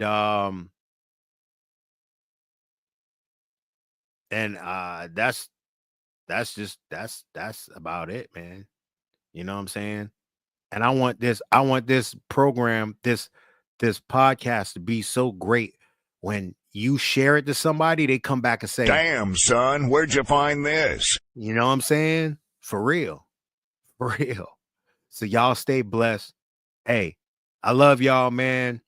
And I'm gonna have to leave y'all with some music, man. Y'all be easy. Damn, baby.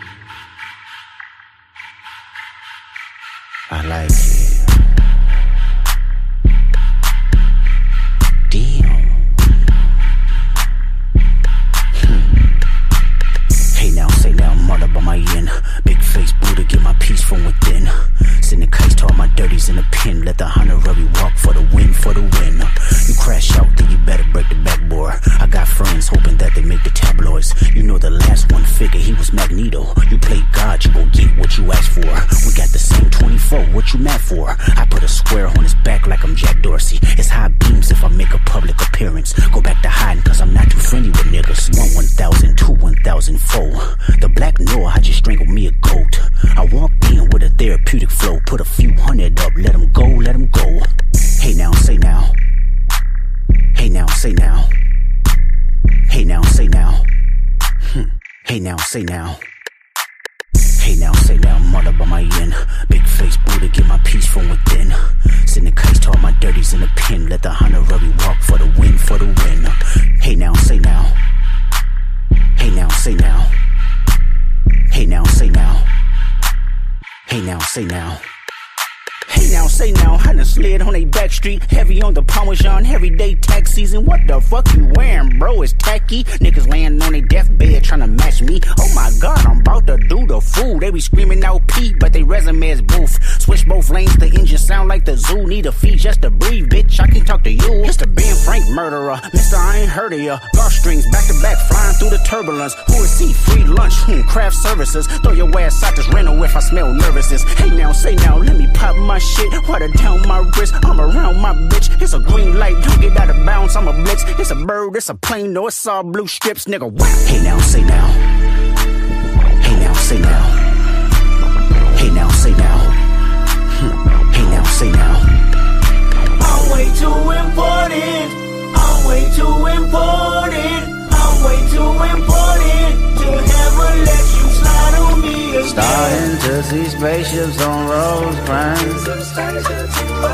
I seen the aliens hold hands. They wanna see me do my dance. I let them watch me do my dance. Who the fuck I feel like? I feel like Joker. Harley Quinn up in the cut with a blower. I shit get spooky 8 day in October. My torpedo even jumped out on smokers. She mean mugging niggas dirty too important. If they talk about playing ball, me and my team gon' get the scoring. If they talk about playing ball, they can take it up with Jordan. It's bald heads in the heckler for all endorsements. Many, mighty mom tryna tag a nigga toe. I'm aggressive on the beat and real life, niggas know. Hey, I Tatted up my body at the pen level 4. Hey, I sharpened up a knife and came home to a blow. My bitch can get to tweaking like she playing with her nose. Lil' Brody bout to crash, my young niggas be on go. I'm a different type of trophy, baby girl, I'm rose gold. Me and Doc get the slide and put him in the chokehold. Bitches acting like some niggas acting like some hoes. Hey, I jumped out that pen, then I jumped up in the ghost. I'm the hottest type of nigga, see my face, then he froze. All that shit he was talking, found dirty, not that bold. Okay, this shit like 40, that's a double, okay, let's add it up. Baby ass fat, can you do it, can you back it up? Kick flip a nigga, I got tech decks. And it ain't shit for me to call to get your chin checked. Tell him Dodie did that.